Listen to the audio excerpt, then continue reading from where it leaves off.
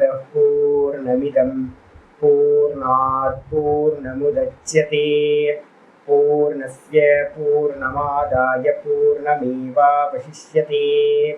ॐ शान्ति शान्ति शान्तिः। ॐ शुक्लाम्बरधरं विष्णुं शशिवर्णं चतुर्भुजं प्रसन्नवदनं ध्यायेत् सर्वविघ्नोपशान्तये। ॐ व्यासं वसिष्ठनप्तारं शक्ते पौत्रमकल्मषं पराशरात्मजं वन्दे सुखतातं तपोनिधिं। व्यासाय विष्णुरूपाय व्यासरूपाय विष्णवे नमो वै ब्रह्मनिधये वासिष्ठाय नमो नमः। ॐ गुरुर्ब्रह्मा गुरुर्विष्णुर्गुरुर्देवो महेश्वरः गुरुसाक्षात् परं ब्रह्म तस्मै श्रीगुरवे नमः। सदाशिवसमारम्भां शङ्कराचार्यमध्यमाम् अस्मदाचार्यपर्यन्तां वन्दे गुरुपरम्पराम्।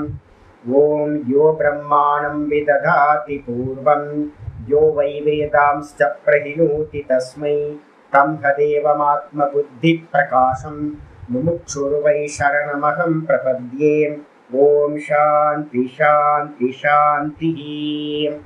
ॐ वसुदेवसुतं देवं कंसचाणूरमर्दनं देवकी परमानन्दं कृष्णं वन्दे जगद्गुरुं। यं ब्रह्मा वरुणेन्द्ररुद्रमरुतः स्तुन्वन्ति दिव्यैस्तवैः वेदैः साङ्गपदक्रमोपनिषदैः गायन्ति यं सामगाः ध्यानावस्थिततद्गतेन मनसा पश्यन्ति यं योगिनः यस्यान्तं न विदुःसुरासुरगणाः। देवाय तस्मै नमः देवाय तस्मै नमः। ॐ श्रीकृष्णाय परमात्मने नमः। श्रीकृष्ण कृष्ण कृष्ण। ॐ नारायणः परो व्यक्तात् अण्डमव्यक्तसम्भवम् अण्डस्यान्तस्मिन् लोकाः सप्तद्वीपा च मेदिनी। ॐ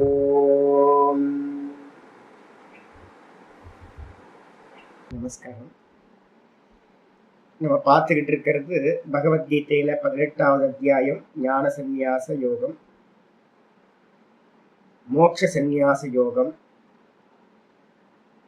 இதுல பாத்தீங்க அப்படின்னா முக்கியமானது மோட்சத்துக்கு சாதனம் சந்நியாசம். சந்நியாசம்னா தியாகம்.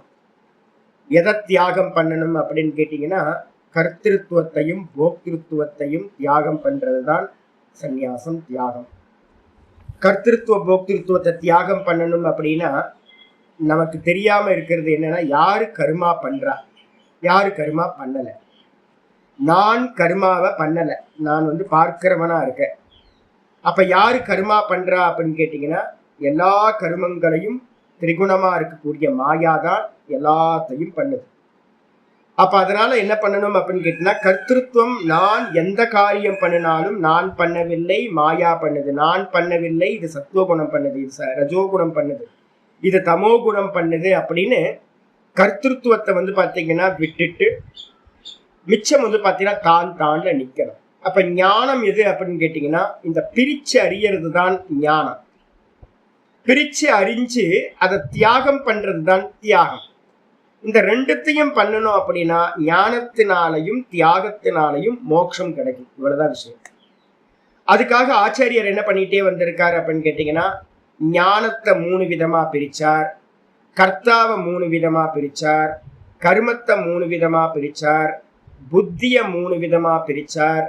அதுக்கப்புறம் திருத்தின்ற திடத்தன்மை, தொடர்ந்து ஒண்ணுத்துல நிக்கிற தைரியத்தையும் தொடர்ந்து நிக்கிற அந்த ஹோல்டு பண்றதையும் 3 விதமா பிரிச்சார். அப்ப இதெல்லாத்தையும் 3 விதமா குணங்களின் அடிப்படையில பிரிச்சதுக்கு பிறகு 35க்கு மேல 36வது ஸ்லோகம் வருது. திரும்பவும் ஆச்சாரியர் என்ன பண்றார், சுகம் அப்படின்ற விஷயத்தையும் 3ஆ பிரிக்கிறார். என்னன்னு பார்ப்போம். 36வது ஸ்லோகம் வரார். அப்ப இதெல்லாம் என்னது சுவாமி அப்படின்னு கேட்டீங்கன்னா, பிரித்தறிகிற ஞானம், வேற எதுவுமே இல்லை. இதை பிரிச்சு நம்ம அறிஞ்சுக்கிட்டே வந்தோம் அப்படின்னா, அப்ப எது நடந்தாலும் இது சத்துவகுணம். என்னோட தேகத்துல இப்ப சத்துவகுணம் போயிட்டு இருக்கு, என்னோட தேகத்துல இப்ப ரஜோகுணம் போயிட்டு இருக்கு, என்னோட காரியம் இப்ப தமோ குணமா போயிட்டு இருக்கு. அப்படின்னு ஒவ்வொன்னுத்தையா பிரிச்சு பிரிச்சு பிரிச்சு பார்த்துக்கிட்டே, அப்ப நான் யாரு, நான் பார்க்கிறேன், இந்த மூணு மூணு குணங்களோட காரியத்தையும் நான் பார்க்கிறேன் அப்படின்னு எல்லாத்திலையும் பிரிச்சு அறிகிற ஞானம்தான் ஞானம். திரஷ்டாவ திரஷ்டானும் திருஷ்யத்தை திருஷ்யனும் பார்த்தா அதுக்கு பேரு ஞானம். அதுக்காக தான் சுகத்தையும் பிரிக்கிறதுக்காக விஷயம் ஆச்சாரியர் சொல்றார். சுகம் த்விதானிம் த்ரிவிதம் ஸ்ருணுமே பரதர்ஷப சுகம் த்விதானிம் த்ரிவிதம் ஸ்ருணுமே பரதர்ஷப அப்யாசாத் ரமதே யத்ர துக்காந்தம் ச நிகச்சதி துக்காந்தம் ச நிகச்சதி சுகம் த்விதானிம் த்ரிவிதம் ஸ்ருணு மே பரதர்ஷப அப்யாசாத் ரமதே யத்ர துக்காந்தம் ச நிகச்சதி. ஆச்சாரியர் சுகத்தை சொல்லும் போது முதல்ல பாத்தீங்கன்னா அபியாச சுகத்தை பாத்தீங்கன்னா சொல்ற. சுகம் சுகம் அப்படின்னா என்ன அர்த்தம்? நம்ம அனுபவிக்கிற ஆனந்தம்.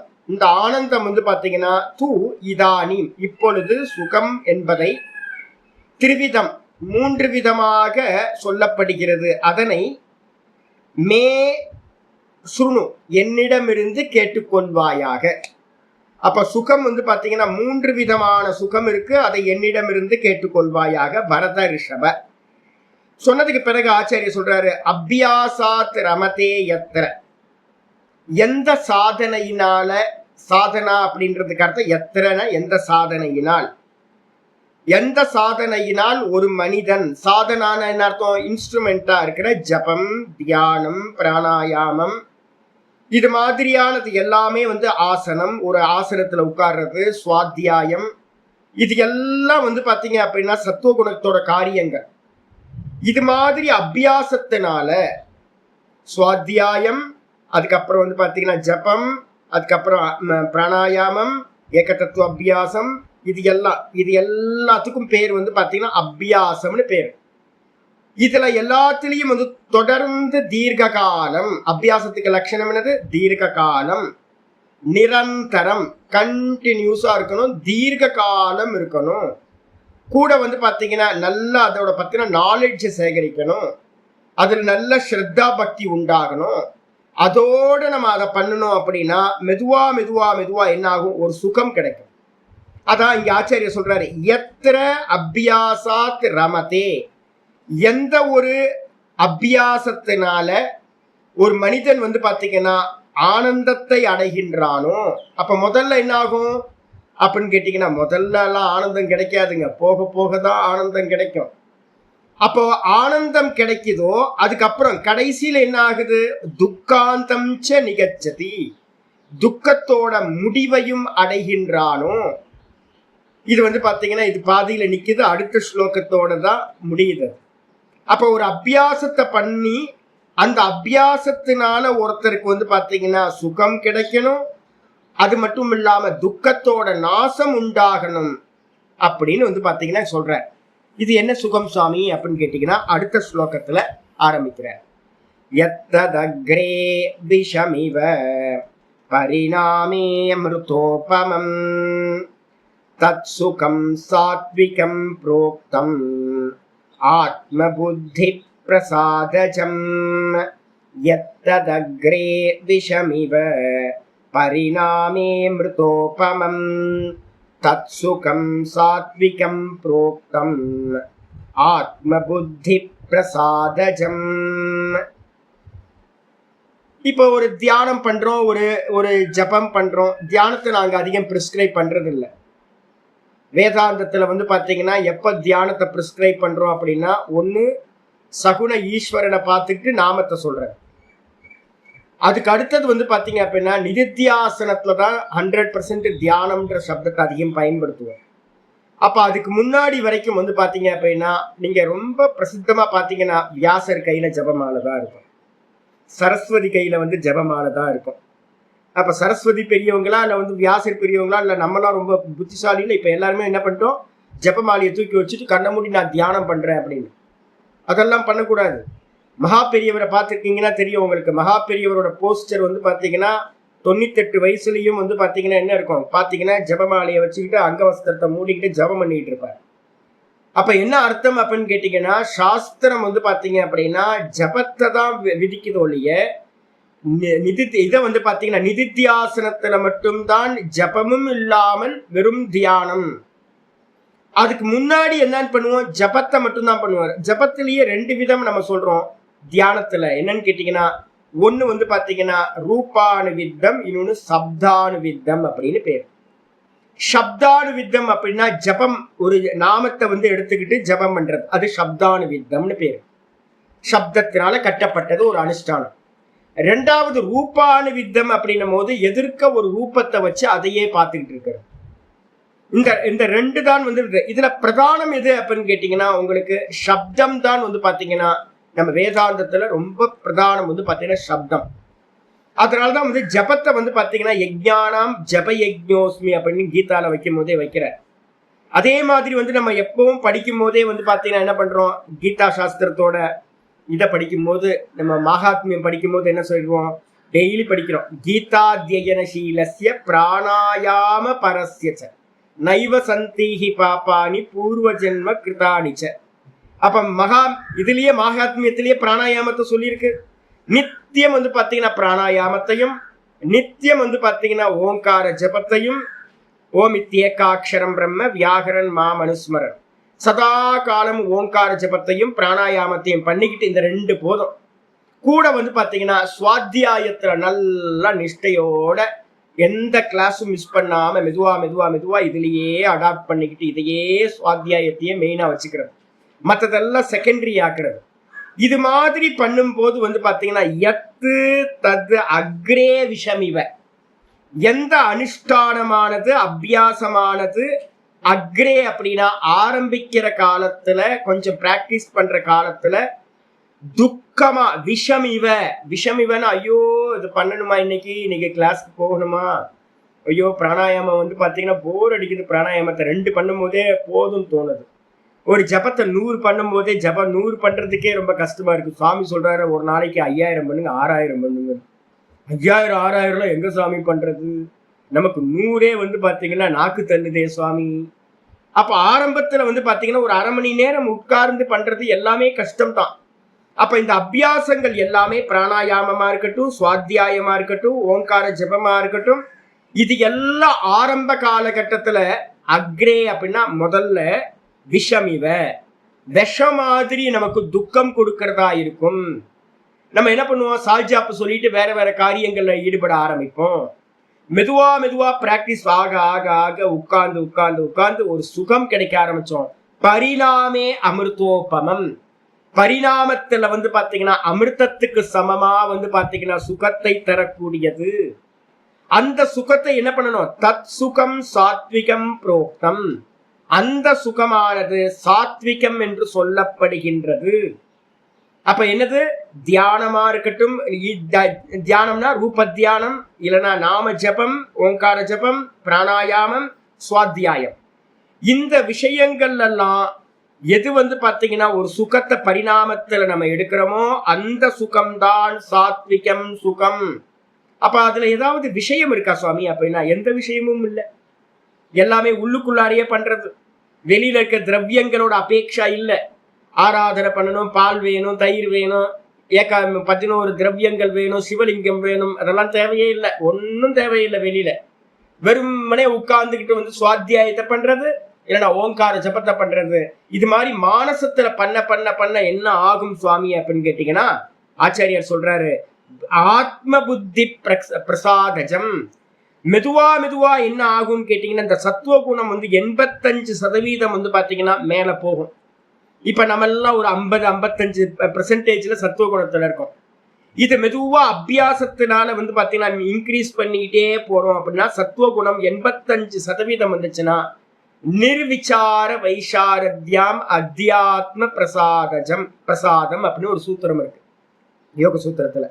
அந்த 85% சத்துவ குணம் போகும்போது உங்களுக்கு வேற எந்த ஒரு விஷயத்துல இருந்து சுகம் தேவையில்லை. உள்ள இருந்து வந்து பாத்தீங்கன்னா ஒரு சுகம் அமிர்தம் மாறி பிரசாதம் அப்படின்னு பேரு. அந்த பிரசாதம் கிடைக்க ஆரம்பிச்சிடும். பூரண வைராக்கியம் வர ஆரம்பிச்சிடும். நல்ல வைராக்கியம் வர ஆரம்பிச்சிடும். கண்ண மூடி உட்கார்ந்தாவே ஒரு பெரிய சுகம் வந்து பாத்தீங்கன்னா கிடைக்க ஆரம்பிச்சிடும். வெளியில இருக்கிறதெல்லாம் பண்ணவே மாட்டாங்க. பெரியவங்களெல்லாம் பாத்தீங்கன்னா நல்ல பக்த மகான்கள் எல்லாத்தோட எடுத்து பாத்தீங்க அப்படின்னா லயிச்சு போயிருப்பாங்க. ஈஸ்வரனோட தியானத்திலையும் ஈஸ்வரனோட நாமத்திலையும் வந்து பாத்தீங்கன்னா வெளியில என்ன நடக்குதுன்னே தெரியாத அளவுக்கு லயிச்சிருப்பாங்க. ஏன் அப்படின்னு கேட்டீங்கன்னா உள்ளுக்குள்ளார பகவானோட பிரசாதம் வந்து பாத்தீங்கன்னா என்ன கொடுக்கும்? ஒரு பெரிய சுகத்தை கொடுக்கும். அந்த சுகம் உங்களோட சித்தத்தில் இருக்கக்கூடிய எல்லா மலங்களையும் நாசம் செய்யக்கூடியது. இதுதான் வந்து பாத்தீங்கன்னா சாத்விக சுகம். அடுத்தது ராஜசம் என்ன சுவாமி அப்படின்னு கேட்டீங்கன்னா 38வது ஆரம்பிக்கிறார்.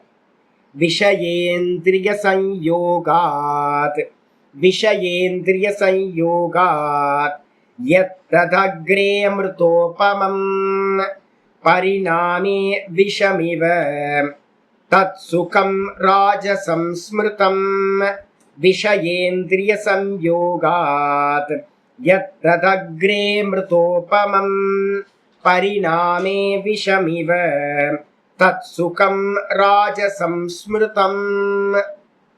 விஷய இந்திரிய சம்யோகாத் நல்லா தெரிஞ்சுங்க. டிஃபரன்ஷியேட் பண்றாரு. போன இதுல வெளி விஷயம் இல்லை, சுவாமிதான் ஓங்காரமா இருக்கார் அப்படின்னு ஓங்காரத்தை இது பண்றது, இல்லைன்னா சுவாமியை தியானம் பண்றது, பிராணாயாமத்தை பண்றது. வெளியில எங்கேயுமே விஷயம் இல்லை.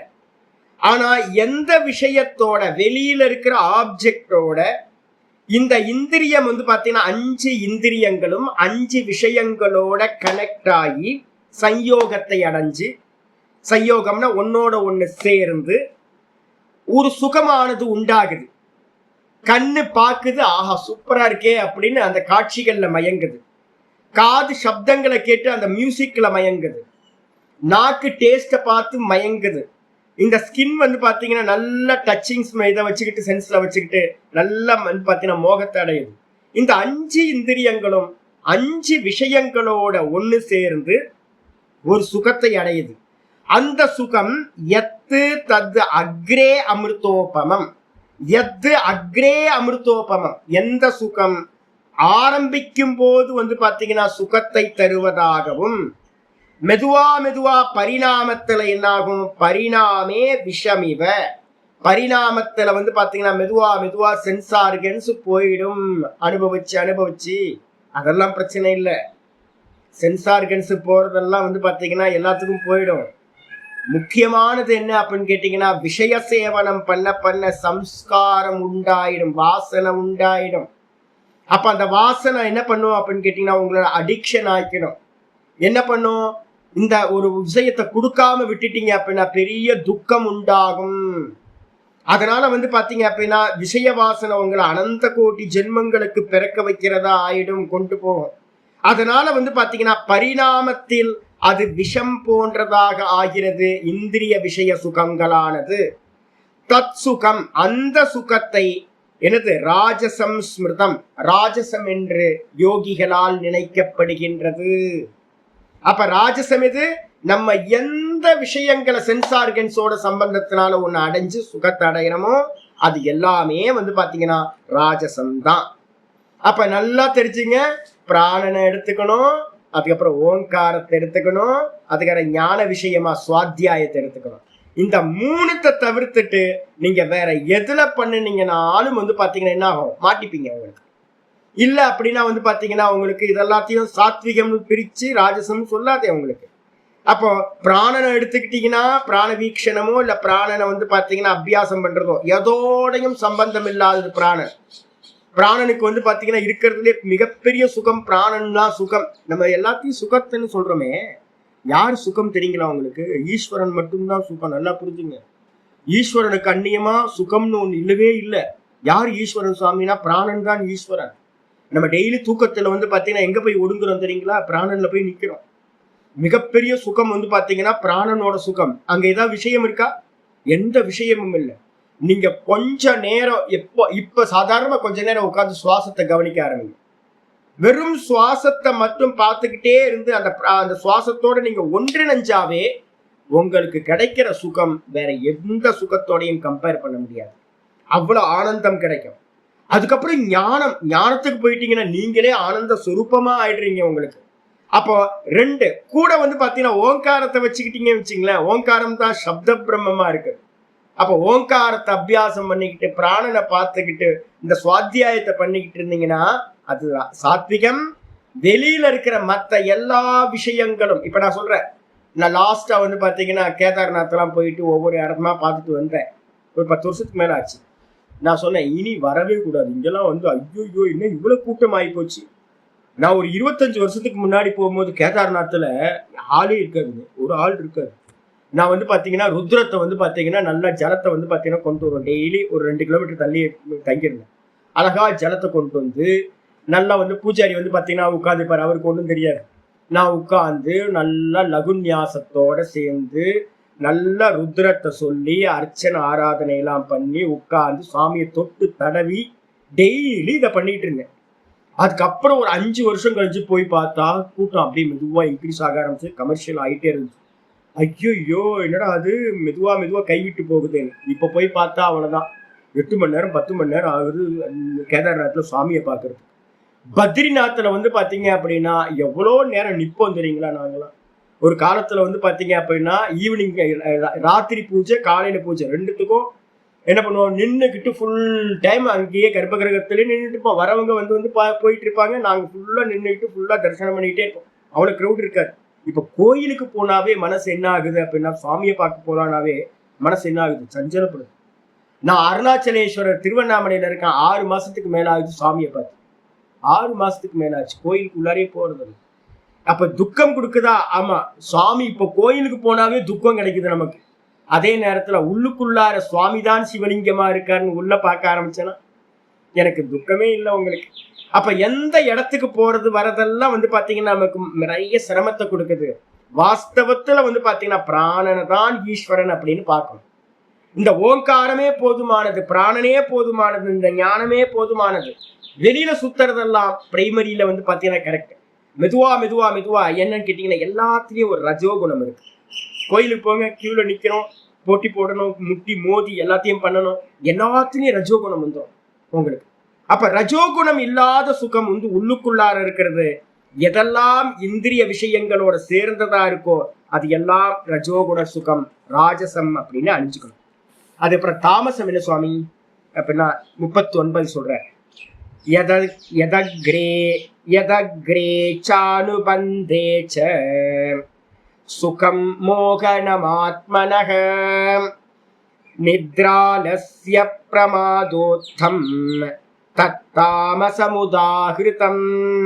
யதக்ரே சானுபந்தே ச சுகம் மோகனமாத்மனஹ நித்ராலஸ்ய பிரமாதோத்தம் தத்தாமசமுதாஹிருதம். தாமச சுகம் எது அப்படின்னு கேட்டீங்கன்னா, எது அக்ரே, எது ஆரம்பத்தில். ஆரம்பத்துல எப்படி இருக்கு அப்படின்னு கேட்டீங்கன்னா, ஆரம்பத்திலையும் அனுபந்தேச்ச அதோட இம்பாக்ட் பரிணாமத்திலையும் பிறகும், ஆரம்பத்திலையும் வந்து பாத்தீங்கன்னா முடிவிலையும் பிறகும் பரிணாமத்திலையும் மோகனம் ஆத்மனக, ஆத்மனக மோகனம் நம்மளுடைய ஆத்மாவை புத்தியையும் நம்மளையும் வந்து பாத்தீங்க அப்படின்னா மோகிக்க வைக்கின்றதோ, நல்லா வந்து பாத்தீங்கன்னா தெளிவடைய வைக்காம வந்து பாத்தீங்கன்னா இன்னும் அதிகமா மோகத்தில் ஆழ்த்துகின்றதோ, மயக்கத்தை கொடுக்கின்றதோ அது என்ன சுவாமி அப்படின்னு கேட்டீங்கன்னா நித்ரா. நல்லா தூங்க வந்து பாத்தீங்கன்னா ஒரு ஆளுக்கு வந்து பாத்தீங்கன்னா இப்ப நான் தூங்குறேன், நான் முன்னாடி கொஞ்சம் தூக்கம் கம்மியா இருந்துச்சு, இப்ப வந்து பாத்தீங்கன்னா கொஞ்சம் ஒரு 1 மணி நேரம் அதிகப்படுத்திருக்கேன். மத்தியான நேரத்துல டெய்லி மத்தியான நேரத்துல 1 மணி நேரம் தூங்குறதுன்னு வச்சிருக்கேன். வெயிட் வந்து பாத்தீங்கன்னா கெயின் ஆயிட்டு இருக்கு. எனக்கு வந்து பாத்தீங்கன்னா நைட்ல தூக்கம் கம்மியா இருக்குன்னு பகல்ல வந்து பாத்தீங்கன்னா தூங்குறேன். ஆனா பொதுவா நாங்க என்ன பண்ணுவோம், 20 நிமிஷத்துக்கு மேல தூங்க மாட்டோம். மத்தியானம் வந்து பாத்தீங்கன்னா 20 நிமிஷம் இவ்வளவுதான். மீதி வந்து ஈவினிங்ல வந்து பாத்தீங்கன்னா ராத்திரியில வந்து பாத்தீங்கன்னா ஒரு ஆளுக்கு தேவையானது அதிகபட்சம் 5 மணி நேரம் ஒரு சாதகனுக்கு போகும். 5 மணி நேரம் சொல்றது வந்து ரொம்ப அதிகம் ஒரு நாளைக்கு. தூங்கி கெடுத்துடக்கூடாது. ஆனா வந்து பாத்தீங்கன்னா தமோ குணத்தோட இருக்கிறவங்க என்ன பண்ணுவாங்க, 10 மணி நேரம் 12 மணி நேரம் தூங்குனா என்ன ஆகும், அவ்வளவுதான் போச்சு. அப்ப வந்து பாத்தீங்கன்னா நித்திரையில இருந்து வந்து பாத்தீங்கன்னா ஒரு சுகம் உண்டாகும். கூட ஆலசியம். நித்ரா என்ன பண்ணும், சோம்பலை உண்டாக்கும். எதுவும் பண்ணாம அப்படியே பார்த்துக்கலாஞ்சி அப்புறம் பார்த்துக்கலாஞ்சி அப்படின்னு பாத்தீங்கன்னா மெதுவா சோம்பேறித்தனம் வர ஆரம்பிச்சு. சோம்பல் வந்ததுக்கு பிறகு பாத்தீங்கன்னா கர்த்தவியங்கள்ல இருந்து என்ன பண்ணுவோம், மிஸ் ஆகும். நம்ம கிளாஸ்க்கு வர மாட்டோம், பிராணாயாமம் பண்ண மாட்டோம், ஜபம் பண்ண மாட்டோம், பார்த்துக்கலாம் அப்புறம் பார்த்துக்கலாம். அப்ப சோம்பல் வந்த மாத்திரத்திலேயே உங்களுக்கு பிரமாதம் வந்துவிடும், கவனக்குறைவு வந்துடும், தன்னுடைய கர்மங்களை டியூட்டியை பாத்தீங்கன்னா விட்டுருவான். அந்த மூணுத்திலையும் பாத்தீங்கன்னா பிரமாத உத்தம். எதையுமே பண்ணாம பாத்தீங்கன்னா ஒரு சுகம் கிடைக்க ஆரம்பிச்சு. கிளாஸுக்கு போகாம சுகமா தானே இருக்கு, மெதுவா புத்தி சொல்ல ஆரம்பிச்சிடும். கிளாஸுக்கெல்லாம் போகாம அப்படியே உட்கார்ந்தே இருக்கலாம் இல்ல, 6:30 to 8 மணி வரைக்கும் அப்படியே சும்மா உட்காந்து வேடிக்கை பார்த்துட்டு இருந்தா நல்லா தானே இருக்கு. அது மெதுவா பாத்தீங்க அப்படின்னா காலையில எந்திரிக்காம குளிச்சுதான் பாத்தீங்கன்னா சுகமா இருக்கணுமா, குளிக்காம பெட்லயே உட்கார்ந்துக்கிட்டு ஆனந்தமா இருக்குல்ல, பில்லோவை எடுத்து மடியில வச்சுக்கிட்டு காலை நீட்டி செவத்துல சாஞ்சுக்கிட்டு ஆனந்தமா இருந்தா எவ்வளவு நல்லா இருக்கும். காலையில சூப்பரா இருக்குல்ல. அதுக்கு காலையில எந்திரிச்சு ஸ்நானம் பண்ணி பிராணாயாமத்தை பண்ணி இதெல்லாம் தேவையா? மனசு பாத்தீங்கன்னா மோகத்தை உண்டு பண்ணும். எனக்கே பாத்தீங்கன்னா காலையில சில சமயம் லீவு நாள்ல என்ன தோணுன்னா, ஐயோ நம்ம டெய்லி பாத்தீங்கன்னா இந்த காலை பொழுதை மிஸ் பண்றோமோ. காலங்கத்தால பாத்தீங்கன்னா வெளியில இருந்தோம் அப்படின்னா சன்ரைஸ் எல்லாம் எவ்வளவு ஆனந்தமா இருக்குல்ல. காலையில பாத்தீங்கன்னா விசிராந்தியா உட்கார்ந்து இருக்கிறத விட்டுட்டு டெய்லி காலையில 6:30 மணிக்கு கீதா கிளாஸ் வச்சுக்கிட்டு ஐயோ பெரிய ஹிம்சையா இருக்கே அப்படின்னு. அப்ப பாத்தீங்கன்னா மனசு பாத்தீங்கன்னா நம்மளோட கர்த்தவியம் என்னவோ அதை பாத்தீங்கன்னா மோகம் அடைய செஞ்சு நம்மளை வெளி விஷயங்கள்ல கொண்டு போயிடும். நம்மளுடைய கர்த்தவியங்களை மிஸ் பண்ணி ஒரு சுகத்தை எடுக்கிறோம்னு வச்சுங்க, அதுக்கு பேரு பிரமாத உத்தம்னு பேர். பிரமாதத்திலிருந்து உண்டானது, கவனக்குறைவிலிருந்து உண்டானது, டியூட்டியை மிஸ் பண்றதுனால பாத்தீங்கன்னா ஒரு ஆபீஸ்க்கு போகாம வீட்டுல இருந்தோம்னா சுகமா தானே இருக்கு, சுகமா தான் இருக்கும். ஆனா பாத்தீங்கன்னா சம்பளம் கிடைக்கணும்ல சாமி, சம்பளம் வரணும்ல, வராது. அப்ப அதனால பாத்தீங்கன்னா நித்ரா ஆலசியம்ன்ற சோம்பல், அதுக்கப்புறம் பிரமாதம் கர்த்தவியங்களை விடுதல், கவனக்குறைவு, இதுல இருந்து உண்டாகக்கூடிய சுகம் எதுவோ அது எப்படி இருக்கும், ஆரம்பத்திலையும் துக்கம் கொடுக்கும், பரிணாமத்திலையும் துக்கம் கொடுக்கும். அப்படிப்பட்ட சுகம் பாத்தீங்கன்னா தத்து தாமசம் உதாகிருத்தம், அது தாமச சுகம் என்று சொல்லப்படுகிறது. அப்ப சாத்விகம் என்னது, ஆரம்பத்துல துக்கம், பரிணாமத்துல அமிர்தமாயிடும். ரஜோகுணம் என்ன பண்ணும், ஆரம்பத்துல அமிர்தம் மாதிரி சுகமா இருக்கும், பரிணாமத்துல துக்கம் கொடுக்கும். தமோ குணம் என்ன பண்ணும் அப்படின்னா ஆரம்பத்திலையும் துக்கம், முடிவிலையும் துக்கம், ரெண்டுத்திலையுமே ஒரு மோகத்தை பாத்தீங்கன்னா புத்திக்கு கொடுக்கும் அப்படின்னு புரிஞ்சுக்கணும். அப்ப என்ன பண்ணணும், எது எது நமக்கு இதெல்லாம் நம்ம ஃபீடிங் பண்ணிக்கிட்டு இருக்கோமோ அதெல்லாத்தையும் எடிட் பண்ணி தூக்கி போடணும். தூக்கி போட்டு பேசாம வேற எதுவுமே பண்ணாதீங்க. நான் சொல்றேன்ல, உங்களுக்கு சூப்பரான ஒரு உபாயம் என்னன்னா தபஸ்வாத்தியாய ஈஸ்வர பிரணிதானானி கிரியா யோகா, இவ்வளவுதான், வேற எதுவுமே தேவையில்லை. தபசு, சுவாத்தியாயம், ஈஸ்வர பிரணிதானம். தபஸுக்கெல்லாம் எங்க சுவாமி போறது, ஒங்கேயும் போவேனா, டெய்லி சுவாத்தியாயம் பண்ணுங்க. அதுவே பாத்தீங்கன்னா பரமோ தபா. சுவாத்தியாயத்தை நித்தியம் பாத்தீங்கன்னா விடவே மாட்டேன் அப்படின்னு சுவாத்தியாயத்தை பிடிச்சுங்க. ஓங்கார ஜபத்தை பண்ணீங்க, ஈஸ்வர பிரணிதானம். எந்த கர்மா பண்ணாலும் ஈஸ்வரனுக்கு சமர்ப்பணம் பண்ணுங்க. அதுக்கப்புறம் வேற எதுவுமே தேவையில்லை. ஓங்காரத்தையும் பிராணாயாமத்தையும் சுவாத்தியாயத்தை பண்ணிக்கிட்டே வந்தீங்கன்னா எல்லாம் கிளியர் ஆயிடும். மெதுவா மெதுவா உங்களுக்கு மோட்சத்தை கொடுக்குற வரைக்கும் அது கொண்டு போயிடும். ஆயிடுச்சா? இதுக்கப்புறம் ஆச்சாரியர் என்ன பண்றார், 40வது ஸ்லோகம் சொல்றார். இந்த 40வது ஸ்லோகம் எல்லாத்தையும் முடிச்சு வைக்கிறதுக்காக சொல்லப்படக்கூடியது. இது வரைக்கும் விபாகம் பண்ணது எல்லாத்தையும் கம்ப்ளீட் பண்றார்.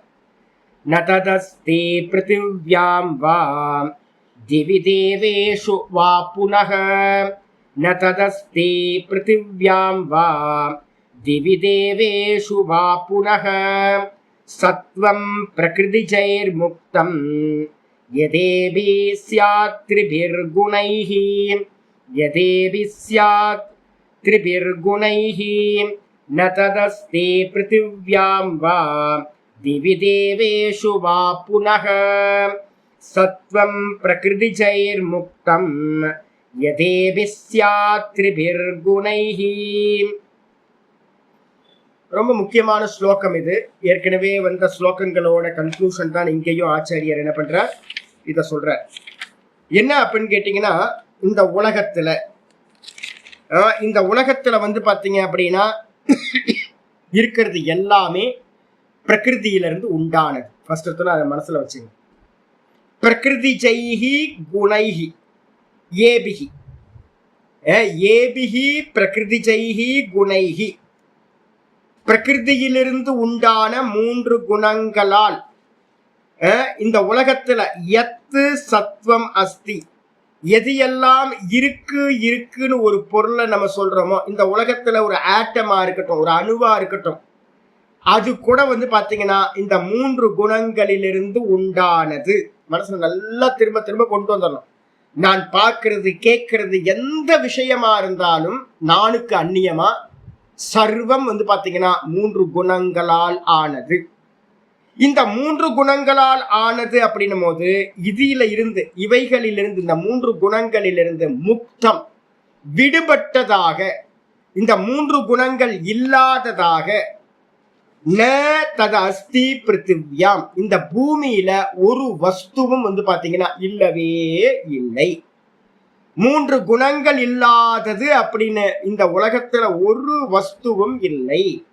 அதே மாதிரி பாத்தீங்கன்னா திவி, தியோலோகம் சொல்லக்கூடிய சொர்க்கத்திலும் இல்லை. நீங்க கருமத்தை பண்ணி அடையக்கூடிய சொர்க்கத்திலும் 3 குணங்களால் ஆனதுதான் நம்ம அனுபவிப்போம்.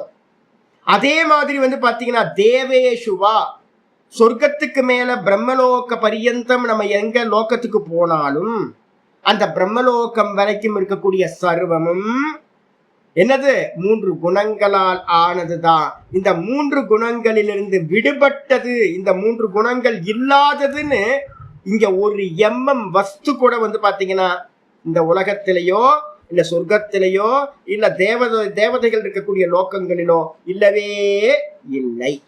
அப்ப என்ன அர்த்தம் கேட்டீங்கன்னா, இந்த உலகத்தை 2ஆ பிரிங்க சுவாமி அப்படின்னா, மொத்தத்தை 2ஆ பிரிங்க.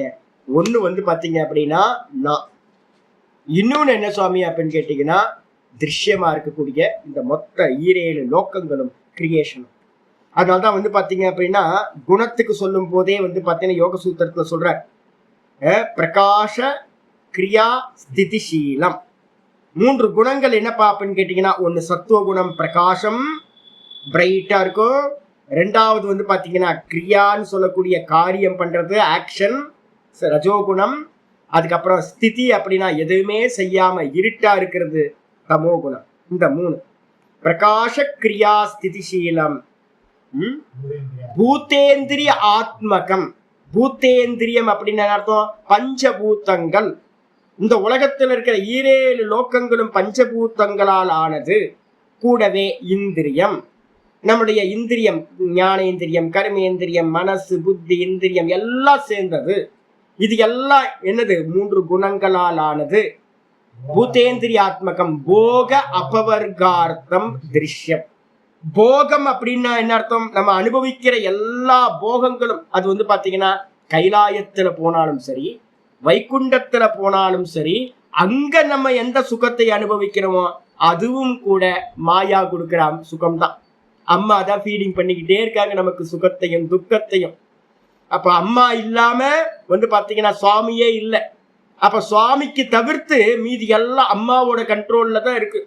அதனால எல்லா போகங்களும், பிரம்மலோகம் வரைக்கும் இருக்கிற போகங்களும் எல்லாம் மாயாமயம்.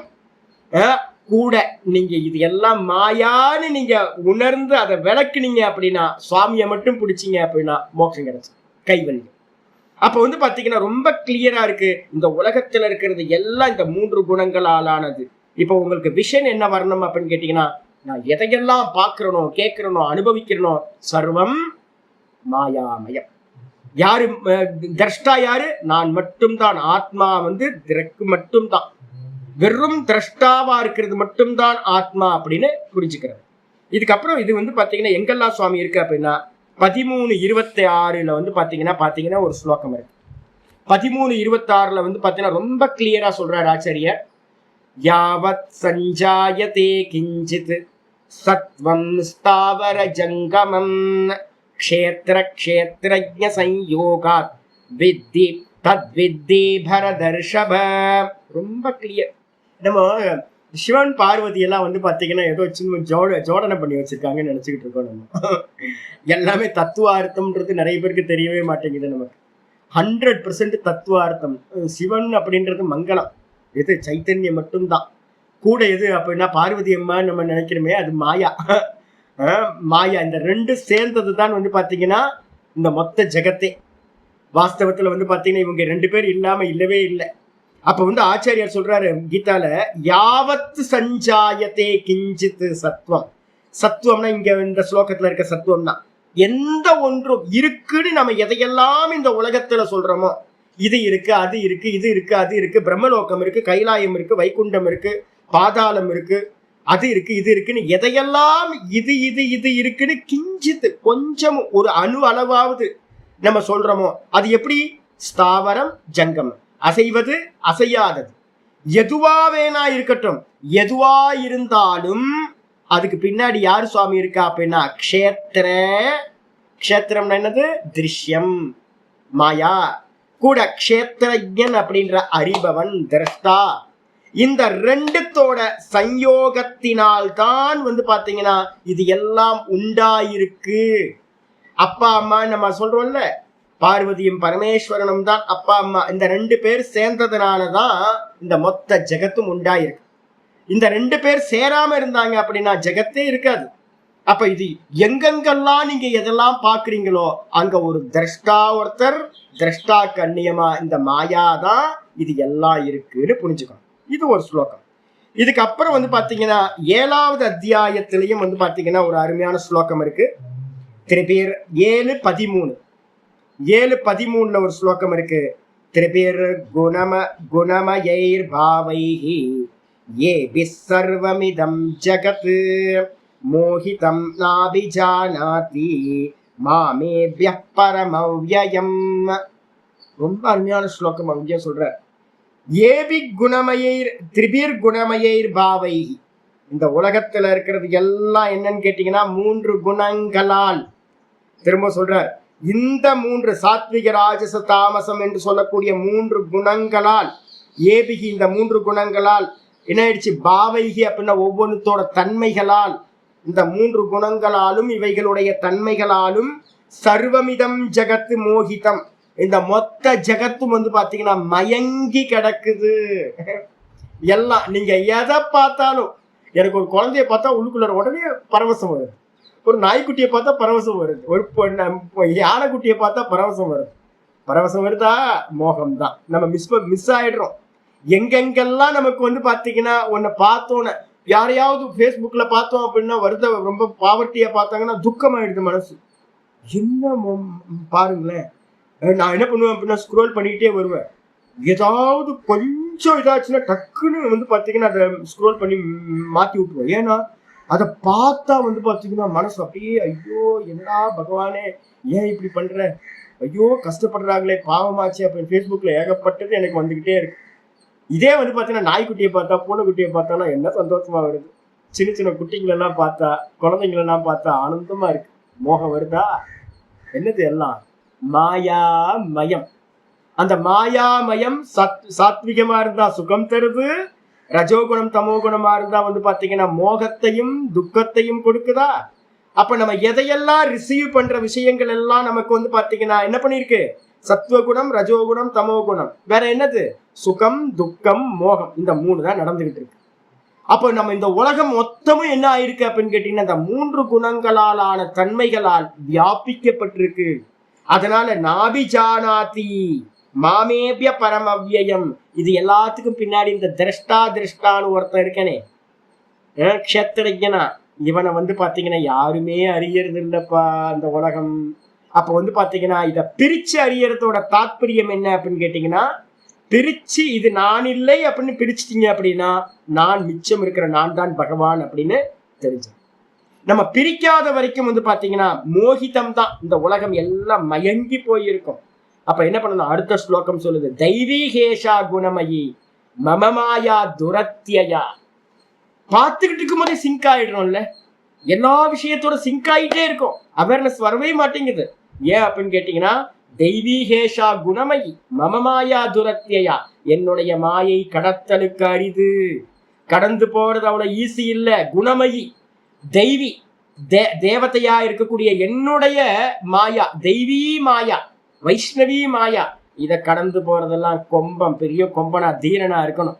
அப்ப என்ன சுவாமி பண்றது? கடந்து போறதுக்கு ஒரே ஒரு உபாயம் தான். திருஷ்யத்தை பார்க்காம திரஷ்டாவையே சரணாகதி பண்ண. மாமேவ ஏ பிரபத்யந்தே மாயாமேதாம் தரந்திதே. எவர்கள் என்னையே சரணாகதி பண்றாங்களோ அவர்கள் அந்த மாயையை கடந்து செல்கிறார்கள். திருஷ்யத்தை விட்டுட்டு திரஷ்டாவையே சரணாகதி பண்றது மட்டும்தான் உபாயம் அப்படின்னு சொல்லியாச்சு. இததான் இங்கேயும் சொல்லிருக்கு. நீங்க எங்க போனாலும் இந்த 3 குணங்கள்ல இருந்து விடுபட்டதா இந்த உலகத்துல ஒன்றையும் பார்க்க முடியாது. அப்ப இந்த மொத்த உலகமும் கிரியேஷன் மொத்தமும் என்னது? மாயாமயம். ஆமா, திரைகுண்ய விஷயா வேதாக நிஸ்திரைகுண்யோ பவார்ஜுன அப்படின்னு 2:45 சொல்லியிருக்கு. இந்த மொத்த வேதங்கள்ல இருக்கக்கூடிய எல்லா விஷயங்களும் என்னது அப்படின்னு கேட்டீங்கன்னா திரைகுண்யம் தான். அப்ப இதை தாண்டி நீ இரு நிஸ்திரைகுண்யோ பவார்ஜுன, அந்த 3 குணங்களை தாண்டினவனாக ஆவாயாக அப்படின்னு பாத்தீங்கன்னா தாத்பரியம் எடுத்துக்கணும். 41வது ஸ்லோகம். இதுக்கப்புறம் சொன்னதுக்கு பிறகு ஆச்சாரியார் பாத்தீங்கன்னா என்ன சாமி பண்ணணும்? இப்ப இந்த குணத்துல இருந்து தாண்டி போகணும். அதுக்கு என்ன உபாயம்? ஃபர்ஸ்ட் விவேகம் பண்ணணும். ஞானம்னா என்ன அர்த்தம்? திரஷ்டா யாரு, திருஷ்யம் எதுன்னு விவேகம் பண்ணிக்கிட்டேன். அப்ப நம்ம கர்மங்கள் எல்லாம் பண்ணணுமா சுவாமி அப்படின்னு கேட்டீங்கன்னா, ஆமா. இந்த கர்மங்களை பாத்தீங்கன்னா எப்படி பாத்தீங்கன்னா அந்த சரணாகதி சொன்னோம்ல, மாமேவையே பிரபத்யந்தே மாயாமேதாம் தரந்திதே. ஒரே ஒரு உபாயம் தான் நமக்கு இருக்கு. ஒரே ஒரு உபாயம் தான் இருக்கு. என்னன்னா சரணாகதி பண்றது. வேற எந்த காரணத்தும் சரணாகதின்னு வெளியில இல்லை. சரணாகதின்னு யார்கிட்ட சரணாகதி பண்ணணும்? உள்ள இருக்க திரஷ்டா. அவன் தான் பாத்தீங்கன்னா பரமாத்மா. அப்ப உள்ள இருக்கிற திரஷ்டாவை பாத்தீங்கன்னா சதா பார்த்துக்கிட்டு இருக்கிறது தான் பாத்தீங்கன்னா சரணாகதி. அதை தவிர்த்துட்டு வேற உபாயமே இல்லை. அப்ப என்ன பண்ணணும் சுவாமி அப்படின்னும் போது 3 குணங்களோட காரியங்களை வர்ணாசிரமத்தை பாத்தீங்கன்னா பிரிக்கிறார் ஆச்சாரியர். வந்துருங்க. பிராமண க்ஷத்ரிய விஷாம் சூத்ராணாம் ச பரந்தப கர்மாணி பிரவிபக்தானி ஸ்வபாவ பிரபவைர்குணைஹி.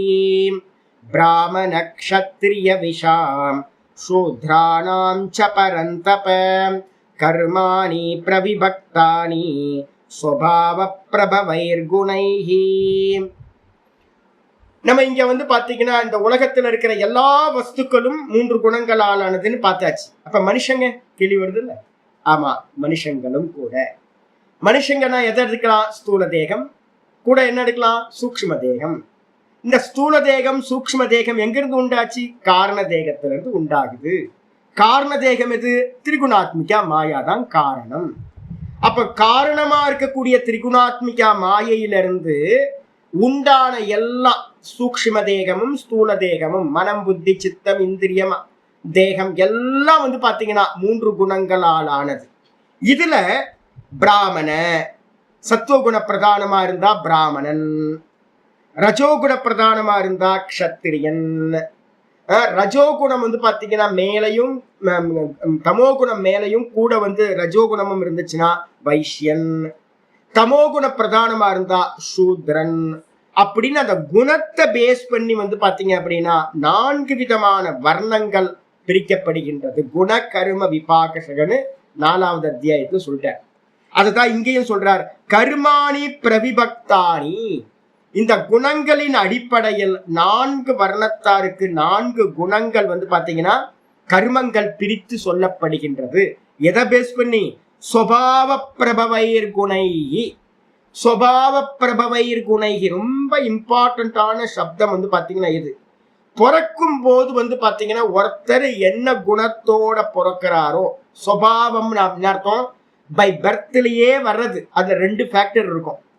என்ன ஃபேக்டர் அப்படின்னு கேட்டீங்கன்னா, ஒன்று அப்பா அம்மாட்ட இருந்து வர்ற ஒரு பார்ட்டு, அது ஸ்தூல தேகத்தை கொடுக்கும். இன்னொரு பார்ட் பாத்தீங்கன்னா முந்தின ஜென்மங்களோட இறக்கும் போது நீங்க என்ன சம்ஸ்காரத்தோட இறந்தீங்களோ அதுதான் இந்த ஜென்மம். அப்ப பாத்தீங்கன்னா அவர விதையில ஒரு பார்ட் ஸ்தூல தேகம், ஒரு பார்ட் சூக்ஷ்ம தேகம். அப்ப என்ன இருக்கும்? ஸ்வபாவ பிரபவைர் குணைகி. பிறக்கும் போதே எந்த குணங்களின் அடிப்படையில ஒருத்தன் பிறக்கிறானோ அதுக்கேற்ற மாதிரி ஒரு சத்துவ குணத்துல நான் இறந்து போயிருந்தேன்னு வச்சுங்க. இறக்கும் போது சத்துவ குணத்துல இறந்து போயிருக்கேன் அப்படின்னா அப்ப நான் என்ன பண்ணுவேன்? பிறக்கும் போது அடுத்த ஜென்மத்துல பிறக்கும் போது ஒரு சாத்விகமான குடும்பத்துல பிறப்பேன். அந்த சாத்விகமான அப்பா அம்மாக்கு பேர் தான் பிராமணர்கள் அப்படின்னு பேர். இதே வந்து ரஜோகுணத்துல சஞ்சலத்தோட நான் இறந்து போனேன் அப்படின்னா நான் எங்க பிறப்பேன்? ரஜோகுணத்துல இருக்கிற அப்பா அம்மாட்ட பிறப்பேன். அந்த அப்பா அம்மா யாரா இருக்கணும்? சத்திரியர்களா இருப்பாங்க. அதே மாதிரி தமோகுண பிரதானமா இருந்தேன் அப்படின்னா, மூடத்தன்மையில இறந்து போயிட்டேன் அப்படின்னா நான் எங்க பிறப்பேன்? சூத்திர ஜென்மத்துல பிறந்தேன். புத்தி இல்லாத அரகுர புத்தி இருக்கிறவங்களோட நிறைய பேரை பார்க்கிறோம். ஒண்ணுமே யோசிக்கிற சாமர்த்தியமே இல்லாத அப்பா அம்மாட்ட பிறந்தோம். இது மாதிரி வந்து பாத்தீங்கன்னா 4 வர்ணங்களும் வந்து பாத்தீங்க அப்படின்னா குணத்தின் அடிப்படையில் பிரிக்கப்பட்டிருக்கு. அங்கங்க நம்ம பிறக்க வேண்டியிருக்கோம். அந்தந்த குணத்துக்கு ஏற்ற மாதிரி கர்மங்கள் பிரித்து சொல்லப்படுகிறது. என்னென்ன சுவாமி குணங்கள்? பிராமணர்களுக்கு என்ன குணம்? கத்திரியர்களுக்கு பிராமணர்கள் கத்திரியர்கள்னு இந்த லௌகிகத்துல வந்து சண்டை போட்டுக்கிட்டு இருப்பான். அறகுற அறவேக்காடா இருக்கிறவங்க நிறைய பேர் இதே சண்டை. ஐயோ, மீடியாவை திறந்தா சனாதன தர்மம் வந்து பாத்தீங்கன்னா பேதம் சொல்லுது, பேதத்தை சொல்லுது. சனாதன தர்மத்தை வந்து பாத்தீங்கன்னா இது பண்ணணும், அப்படி பண்ணணும், அது வந்து பாத்தீங்கன்னா எரிக்கணும், அதை வந்து இல்லாம பண்ணணும் அப்படின்னு. முட்டாள்கள் வந்து பாத்தீங்கன்னா புரிதலே இல்லை யாருக்குமே. ஆக்சுவலா என்ன அப்படின்னு கேட்டீங்கன்னா, இந்த உலகத்துல எந்த வஸ்துவா இருந்தாலும் திரிகுணம் இருக்கும். ஆமா, இந்த உலகத்துல இருக்கிற எல்லாமே திரிகுணம். அதனால்தான் வந்து பாத்தீங்கன்னா தச்சர்கள் இவங்க இருக்காங்கல்ல, மரத்தச்சர்கள்ட்ட போய் கேட்டீங்க அப்படின்னா சொல்லுவாங்க, மரத்துல ஆண் மரம், பெண் மரம், அலிமரம் இருக்கு. அதே மாதிரி பிராமண ஜாதி, சத்திரிய ஜாதி, வைசிய ஜாதி, சூத்ர ஜாதின்னு மரத்துல இருக்கு. நீங்க ஆயுர்வேதம் படிச்சவங்கள்ட்ட போய் கேட்டீங்க அப்படின்னு கேட்டீங்கன்னா, அந்த இதை வந்து பாத்தீங்கன்னா மூலிகைகள்ல வந்து பாத்தீங்கன்னா ஜாதி பிரிப்பாங்க. உங்களுக்கு ஆண் பெண் பிரிப்பாங்க, அலி பிரிப்பாங்க. அதே மாதிரி வந்து பாத்தீங்கன்னா இந்த 4 ஜாத்திய வந்து பாத்தீங்கன்னா ஆயுர்வேத சாஸ்திரத்துல ஒவ்வொரு செடியா பார்த்து நம்ம பிரிப்பாங்க. மனுஷங்கள்ல பிரிப்பாங்க. ஏன் பசுமாடை வந்து பாத்தீங்கன்னா வச்சுக்கிறோம், வீட்டுல பசுமாடை வந்து பாத்தீங்கன்னா தொட்டு கும்பிடுற, பன்னியை தொட்டு கும்பிட வேண்டியதுன்னு. பன்னியும் சுவாமி வந்து பாத்தீங்கன்னா பன்னியாவும் பிறந்திருக்காருல்ல, வராக அவதாரம்னு. வீட்டுல ஒரு 2 பன்னியை வளர்த்துக்கலாம்ல. டெய்லி வந்து பாத்தீங்கன்னா நல்லா இருக்குல்ல, வீட்டுல சுண்ணா பன்னிக்குட்டி வளர்த்தா சூப்பரா இருக்குல்ல. பன்னிக்குட்டி அருமையா இருக்குமே. வெள்ளை பண்ணி, நான் இதுலாம் யூரோப்ல எல்லாம் வளர்க்குற மாதிரி வெள்ளை பண்ணி எல்லாம் வளர்த்துக்கலாம்ல. கருப்பு பண்ணி, வெள்ளை பண்ணி வச்சுக்கலாம்ல. ஏன் பசுமாடை வச்சுக்கிறோம் அப்படின்னு கேட்டீங்கன்னா, சுவாமி வராகமூர்த்தியாவும் பிறந்திருக்காரு. ரொம்ப ரஜோ குணத்தோட என்ன பண்றாரு, நரசிம்ம அவதாரமும் எடுத்திருக்கார். ரொம்ப சௌமியமான ரூபத்துல வந்து பாத்தீங்க அப்படின்னா ராமராவும் பிறந்திருக்கார், வாமனனாவும் பிறந்திருக்கார், பிராமணனாவும் பிறந்தார், கத்திரியனாவும் பிறந்தார், ரொம்ப தமோ குணமா இருக்கக்கூடிய வராகமாவும் பிறந்திருக்கார். ஆனா நீங்க எதை அடாப்ட் பண்ணணும் அப்படின்னு கேட்டீங்கன்னா சத்துவ குணத்தை அடாப்ட் பண்ணணும். அதுக்காக தான் வந்து பாத்தீங்கன்னா நம்ம பசுமாட்டை வளர்க்குற முடிய எருமை மாட்டை வளர்க்க வேண்டியதுன்னு, எருமை மாட்டுக்கு எல்லாம் பண்ண வேண்டியதுன்னு, எருமை மாட்டுக்கு பண்ண அது தமோ குணம். அப்ப நம்ம வந்து பாத்தீங்கன்னா இந்த உலகத்துல இருக்கிறது சர்வத்திலையும் நீங்க உங்களுக்கு கொஞ்சம் சாமர்த்தியம் இருந்துச்சுன்னா இந்த குணத்தை பத்தி பேச ஆரம்பிச்சீங்கன்னா எதை பார்த்தாலும் நீங்க என்ன பண்ணலாம்னு கேட்டீங்கன்னா இது சத்துவம், இது ரஜஸ், இது தமஸ் அப்படின்னு பிரிச்சுக்கிட்டே வாங்க. மனிதர்களை மட்டும் இல்ல, இந்த உலகத்துல இருக்கிறது எல்லாம் திரிகுணாத்மகம், பிரிவு இல்லாம இல்லவே இல்லை. எங்க போனாலும் மனிதர்கள்ல 3 பிரிவு இருக்கும், எல்லா வஸ்துக்கள்லயும் 3 பிரிவு இருக்கும். இந்த சிற்பிகளை பாத்தீங்க அப்படின்னா கிளியரா சொல்லுவாங்க. மகாபலிபுரம் எங்கேயா போனீங்கன்னா கேளுங்க, மகாபலிபுரம் போனீங்கன்னா இது ஆண் கல், இது பெண் கல்னு சொல்லுவாங்க. பெண் கல்ல வந்து பாத்தீங்கன்னா ஆண் சிலையை செதுக்க மாட்டாங்க, ஆண் கல்லுல வந்து பாத்தீங்கன்னா பெண் சிலையை செதுக்க மாட்டாங்க. அதே மாதிரி அலிக்கல்லாம் என்ன பண்ணுவாங்க அப்படின்னா படிகள் இது பண்றது, பீட்டம் வைக்கிறது, இதுக்கெல்லாம் அலிக்கல்லை பயன்படுத்துவாங்க. அதுலயே பிராமண கல் இருக்கு, கத்திரிய கல் இருக்கு, வைசிய கல் இருக்கு. உலகத்துல எங்க போனாலும் இந்த பிரிவு இருந்துகிட்டே இருக்கும். பஞ்சபூத்தங்கள்லயும் சரி எல்லாத்திலையும் இந்த பிரிவு இருக்கும். இதை வந்து ஆச்சாரியர் என்ன பண்றாரு அப்படின்னு கேட்டீங்கன்னா, மனிதர்கள் இடத்துல எப்படி இப்ப நம்மள பகுபாடு வச்சுப்போம். ஆச்சாரியர் சொல்ற பிராமணத்தன்மைனா என்னது? இந்த பிராமணத்தன்மை அப்படின்னு ஒரு வார்த்தையை எடுத்துக்கணும். என்ன அப்படின்னு கேட்டீங்கன்னா, சுபாவத்திலேயே நான் சொன்னேன்ல, அப்பா அம்மா வேற ஜாத்தியா கூட இருக்கலாம்.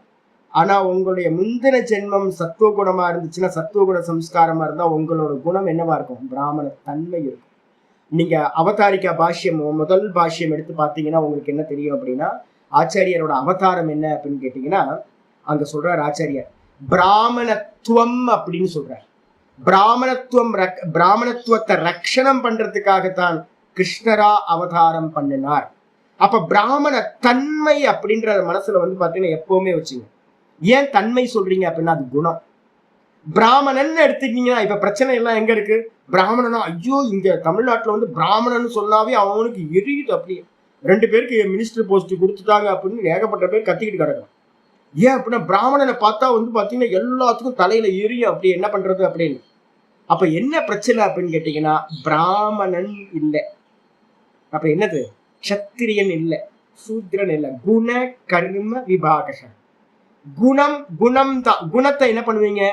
சுடும் தன்மை, வெள்ளையா இருக்கிற தன்மை, இனிப்பு தன்மை, காரத்தன்மை, தன்மைன்னு சொல்றோம்ல, அந்த தன்மையை தான் நீங்க வந்து பாத்தீங்கன்னா பிராமணன் அப்படின்னு எடுக்கணும். அந்த தன்மைக்கு பேர் தான் குணம் அப்படின்னு பேர். அப்ப ஆச்சாரியார் சொல்றார், பிராமணன்ட்ட என்ன தன்மை இருக்கணும் அப்படின்னு கேட்டா 42.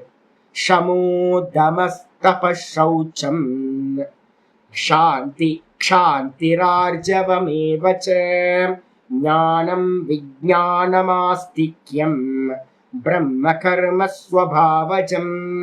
ஷமோ தமஸ்தப சௌச்சம் க்ஷாந்திரார்ஜவமேவ ச ஞானம் விஜ்ஞானமாஸ்திக்யம் பிரம்ம கர்ம ஸ்வபாவஜம். ஷமோ, ஒரு சத்துவ குணத்துல வந்து பாத்தீங்கன்னா நீங்க தெய்வாசுர சம்பத் விபாக யோகம் படிச்சு முடிச்சிருக்கோம், 16வது அத்தியாயம். இந்த 16வது அத்தியாயத்துல தெய்வீக சம்பத்துக்கள், அதுக்கப்புறம் வந்து பாத்தீங்கன்னா அசுர சம்பத்துக்கள்னு பிரிச்சிருக்கு. தெய்வீக சம்பத்துக்கள் எல்லாமே வந்து பாத்தீங்கன்னா சத்துவ குணத்தோட காரியம். அசுர இயல்புகள் எல்லாமே என்ன அப்படின்னு கேட்டீங்கன்னா ரஜோகுணம் தமோ குணத்தில் ஆசுர இயல்பு ராட்சச இயல்புன்னு பிரிச்சு வச்சிருக்கோம்.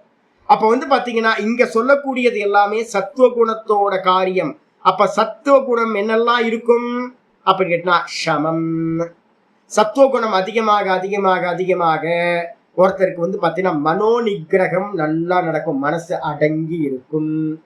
தமம், இந்திரியங்கள் வந்து பாத்தீங்கன்னா சஞ்சலம் இல்லாம குவைட்டா இந்திரியங்கள் சஞ்சலம் இல்லாம அடங்கி இருக்கும், இந்திரிய நிகிரகம். தபஸ் இருக்கும், எதையுமே சகிச்சுக்கிறது, அதுக்கு பேர் வந்து பாத்தீங்கன்னா நல்ல தபஸ். நல்ல இந்திரியங்களை விஷயங்களை கொடுக்காம வாட்டுதல், தபஸ் இயல்பாவே பிராமணங்கள்ட்ட இருக்கும். கூட வந்து பாத்தீங்கன்னா சௌச்சம், அந்த கரண சௌச்சம், உள்ள இருக்கக்கூடிய சுத்தம் வெளியில இருக்கக்கூடிய சுத்தம் ரெண்டுமே இருக்கும். அதுக்கப்புறம் சௌச்சம் சாந்தி க்ஷா இக்ஷா. சாந்தினா என்ன அர்த்தம் அப்படின்னு கேட்டீங்கன்னா பொறுமையா இருக்கிறது. ரொம்ப பொறுமையா இருக்கிறது வந்து பாத்தீங்கன்னா சத்துவ குணத்தோட காரியம். அதுக்கப்புறம் ஆர்ஜவம் ஏவச்ச. ஆர்ஜவம் அப்படின்னா இதுதான் வந்து பாத்தீங்கன்னா மற்றதெல்லாம் நான் பாக்குறேன். இப்ப இருக்க பிராமணர்கள்ட்ட ஒரு பெரிய ப்ராப்ளம் என்னன்னு, இந்த ஆர்ஜவம் இப்போ வந்து பாத்தீங்கன்னா கெட்டு போயிருக்கு. இந்த ஆர்ஜவம் மட்டும் வந்திருந்துச்சு அப்படின்னா, இன்னொன்னு இது வரைக்கும் வந்துச்சு அப்படின்னா ரொம்ப நல்லா இருந்திருக்கும். ஆர்ஜவம்னா என்ன அர்த்தம்னு கேட்டீங்கன்னா மனசுல என்ன நினைக்கிறோமோ அதுதான் வாக்குல பேசணும், வாக்குல என்ன பேசுறோமோ அதுதான் நம்ம செயல்ல வந்து பண்ணணும். இந்த மூணும் ஒன்னா இருந்தா அதுக்கு பேரு ஜென்யூன் அப்படின்னு நம்ம சொல்றோம்ல, நேர்மையா இருக்கிறது. ரொம்ப நேர்மையா நீங்க நடந்துக்கிட்டீங்க அப்படின்னா அதுக்கு பேரு ஆர்ஜவம்னு பேரு. நேர்மை இதுதான் முக்கியமானது.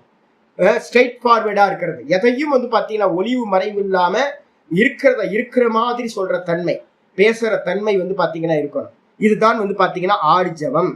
அதுக்கப்புறம் கூட என்ன இருக்கும், சத்துவ குணம் இருந்தாதான் ஞானம் கிடைக்கும், விவேகம் வரும். ஞானம் பிராமணர்கள்ட்ட இயல்பாவே இந்த ஞானம் வந்துடும். விஞ்ஞானம் கூடவே இந்த சத்துவ குணம் அதிகமாயி அதிகமாயி அதிகமாயி ஆத்மானுபூதியையும் உண்டு பண்ணும், பிரம்மானுபூதியையும் உண்டு பண்ணும். அது வந்து விஞ்ஞானம்னு பேரு.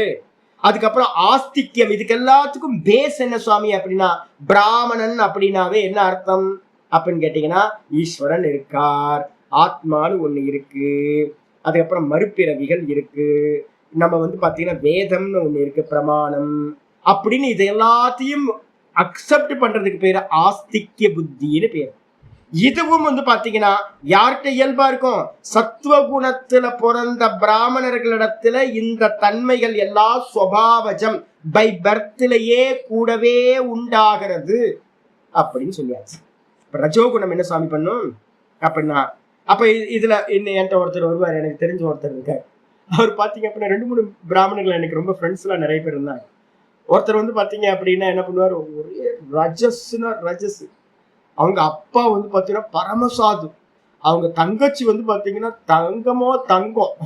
ஆனா இவர் வந்து பாத்தீங்கன்னா அப்படியே ஆப்போசிட். நாங்க அடிக்கடி கேட்போம், எப்படியா உன் குடும்பத்துல நீ எப்படியா பிறந்த அப்படின்னு. அப்ப பிறந்தது என்னன்னு கேட்டீங்கன்னா, அப்பா அம்மாட்ட பிறந்தது ஒரு பக்கம் இருக்கும், இன்னொரு பக்கம் வந்த சம்ஸ்காரம் முந்தின ஜென்மத்துல க்ஷத்திரியனா பிறந்த சம்ஸ்காரம் அப்படியே இருக்கும். இன்னொருத்தர் எங்க கூட பிரம்மச்சாரியா ஒருத்தர் இருக்கார். பிரம்மச்சாரியா இருக்கிறவர் என்ன பண்ணுவாருன்னா ஸ்டாலின் முசோலினியை பேசிட்டு இருப்பாரு. அவருக்கு வந்து பாத்தீங்கன்னா சங்கரர் மேல ஸ்ரத்தையே வராது, சாஸ்திரத்து மேல ஸ்ரத்தையே வராது. என்னப்பா அது, இது ஏதோ 10ஆம் வசதித்தனமா எதையோ பண்ணி வச்சிருக்கு அப்படின்ட்டு வந்து பாத்தீங்கன்னா முசோலினியும் ஸ்டாலினையும் படிச்சுட்டு இருப்பாரு. ரஷ்யன் இது கம்யூனிஸ்ட பத்தி பேசிக்கிட்டு இருக்காரு. இதெல்லாம் இல்லைங்க, அதெல்லாம் சும்மா அப்படின்னு. அடப்பாய் மனுஷா, பிறந்தது பிராமண குடும்பம், ஆனா வந்து பாத்தீங்கன்னா ஐயங்கார் குடும்பத்துல பிறந்துட்டு ஆஸ்திக புத்தி இல்லை. அப்ப என்ன அர்த்தம்? பிராமண தன்மை கெட்டு போச்சு.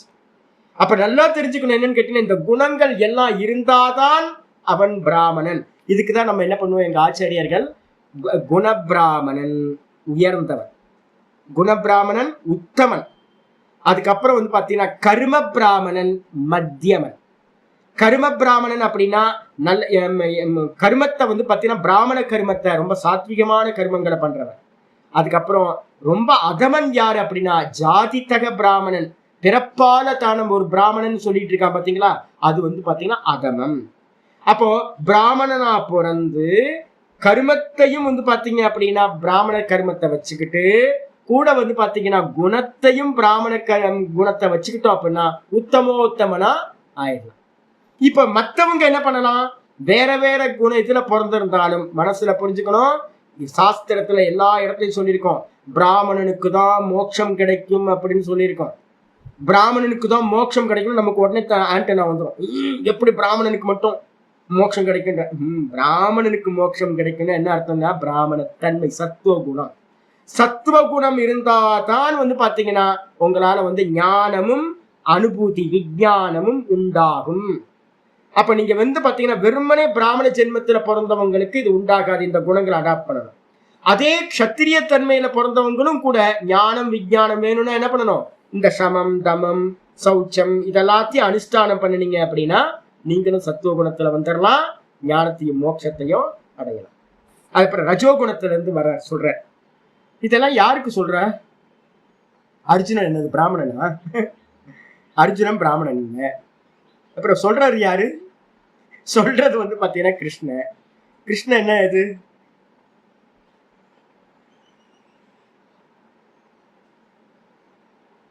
யாதவரை நீங்க எங்க சேர்ப்பீங்க? யாதவரை எங்க சேர்ப்பீங்க?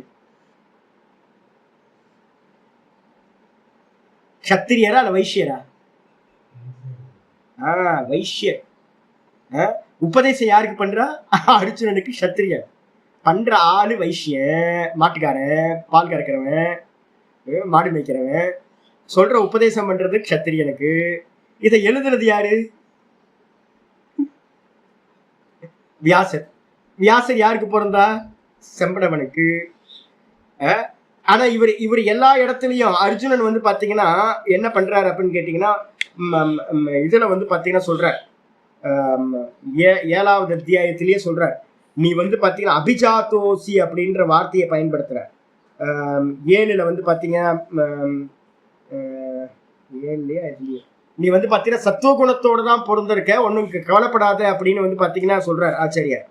அப்ப வந்து பாத்தீங்கன்னா பிறந்தவன் வந்து பாத்தீங்கன்னா ரஜோகுணத்தோட பிறந்திருக்கானே, எப்படி நீ தெய்வீக சம்பத்தோட இருக்குன்னு சொல்றாரு. அப்ப என்ன அர்த்தம்னு கேட்டீங்கன்னா, பிறந்ததோட அப்பா அம்மா வந்து க்ஷத்திரியரா இருந்தாலும் உள்ளுக்குள்ளார இவனோட குணம் என்னவா இருந்திருக்கு? சத்துவ குணமா இருந்திருக்கு. அதுக்காக உபதேசம். இந்த கிருஷ்ணன் வந்து பாத்தீங்க அப்படின்னா வைஷ்யனா பிறந்திருந்தாலும் இவர் வந்து பாத்தீங்கன்னா குணம் எப்படிப்பட்டது? உத்தம சத்துவ குணம், விஷ்ணுவோட அவதாரம். அப்ப விஷ்ணு எப்படிப்பட்டவர் அப்படின்னா சத்துவ குண பிரதானக. அதுக்கப்புறம் வந்து பாத்தீங்கன்னா வியாசர் வந்து பாத்தீங்கன்னா செம்படவனுக்கு பிறந்திருந்தாலும் மச்சக்கண்ணிக்கு பிறந்திருந்தாலும் வந்து பாத்தீங்கன்னா குணம் எப்படிப்பட்டது? விஷ்ணுவோட அவதாரம், சத்துவ குணம். அப்ப நல்லா தெரிஞ்சுங்க, அவரை விதைய நல்லா எடுத்துக்கணும். ஒரு பார்ட் அப்பா அம்மா, ஒரு பார்ட் வந்து பாத்தீங்கன்னா பூர்வ ஜென்மத்திலிருந்து வர வாசனைகள். இந்த ரெண்டும் சூக்ஷ்ம தேகம் ஸ்தூல தேகம், இந்த ரெண்டும் வேற வேறையா இருக்கும். அப்ப நீங்க என்ன பண்ணணும், இந்த பெர்த்தை மட்டும் வச்சுக்கிட்டீங்கன்னா ஒரு பார்ட் கரெக்ட் ஆயிடும். இந்த ஒரு பார்ட் மட்டும் வச்சுக்கிட்டு அபிமானத்துல மாட்டிக்கிட்டீங்க அப்படின்னா, ஒருத்தன் நான் சூத்திரன் எனக்கு என்ன அப்படின்னு ஒருத்தன் வந்து பாத்தீங்கன்னா முரண்டு பிடிக்கிறான். நீங்க மதுரை பக்கம்லாம் போயிட்டீங்கன்னா நாங்களாம் தேவர் ஆக்கும் அப்படின்னு, தேவர் நாங்களாம் க்ஷத்திரியர்கள்னு சொல்லிட்டு இருக்கான். ஒருத்த பக்கம் வந்து பாத்தீங்கன்னா நான் பிராமணன்றான். எல்லா அபிமானமும் என்னன்னு கேட்டீங்கன்னா ஒன் சைடட் தான். இந்த ரெண்டும் வந்து பாத்தீங்கன்னா என்ன ஆகணும் அப்படின்னு கேட்டீங்கன்னா சிங்க் ஆகணும். பிராமணர்கள் ஒரு பக்கம் சத்துவ குணம் இருக்கும், கூட இருக்கிற உள்ள இருக்கிற சூக்ஷ்ம தேகத்தையும் சத்துவ குணம் ஆக்கணும். ஆக்கிட்டீங்க அப்படின்னா மோட்சம் கிடைச்சிடும் உங்களுக்கு. அதே மாதிரி ரஜோகுணத்துல பிறந்தாலும் மோட்சம் யாருக்கு கிடைக்க போகுது?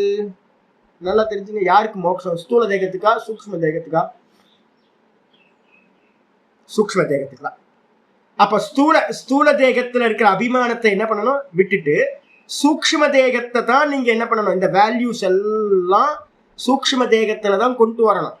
ஒரு கருப்பா இருக்காருன்னு வச்சுங்களேன், ஐயோ நான் பிராமணன் மாதிரி வெள்ளையாகணும் அப்படின்னு ஆசைப்பட்டா பேரன் ஒளியை போட்டப்போ ஆயிடுமா உங்களுக்கு? அதெல்லாம் ஆகாது சார். அப்ப மாற்ற முடியாது. அப்பா அம்மாட்ட இருந்து பிறந்ததை மாற்ற முடியாது.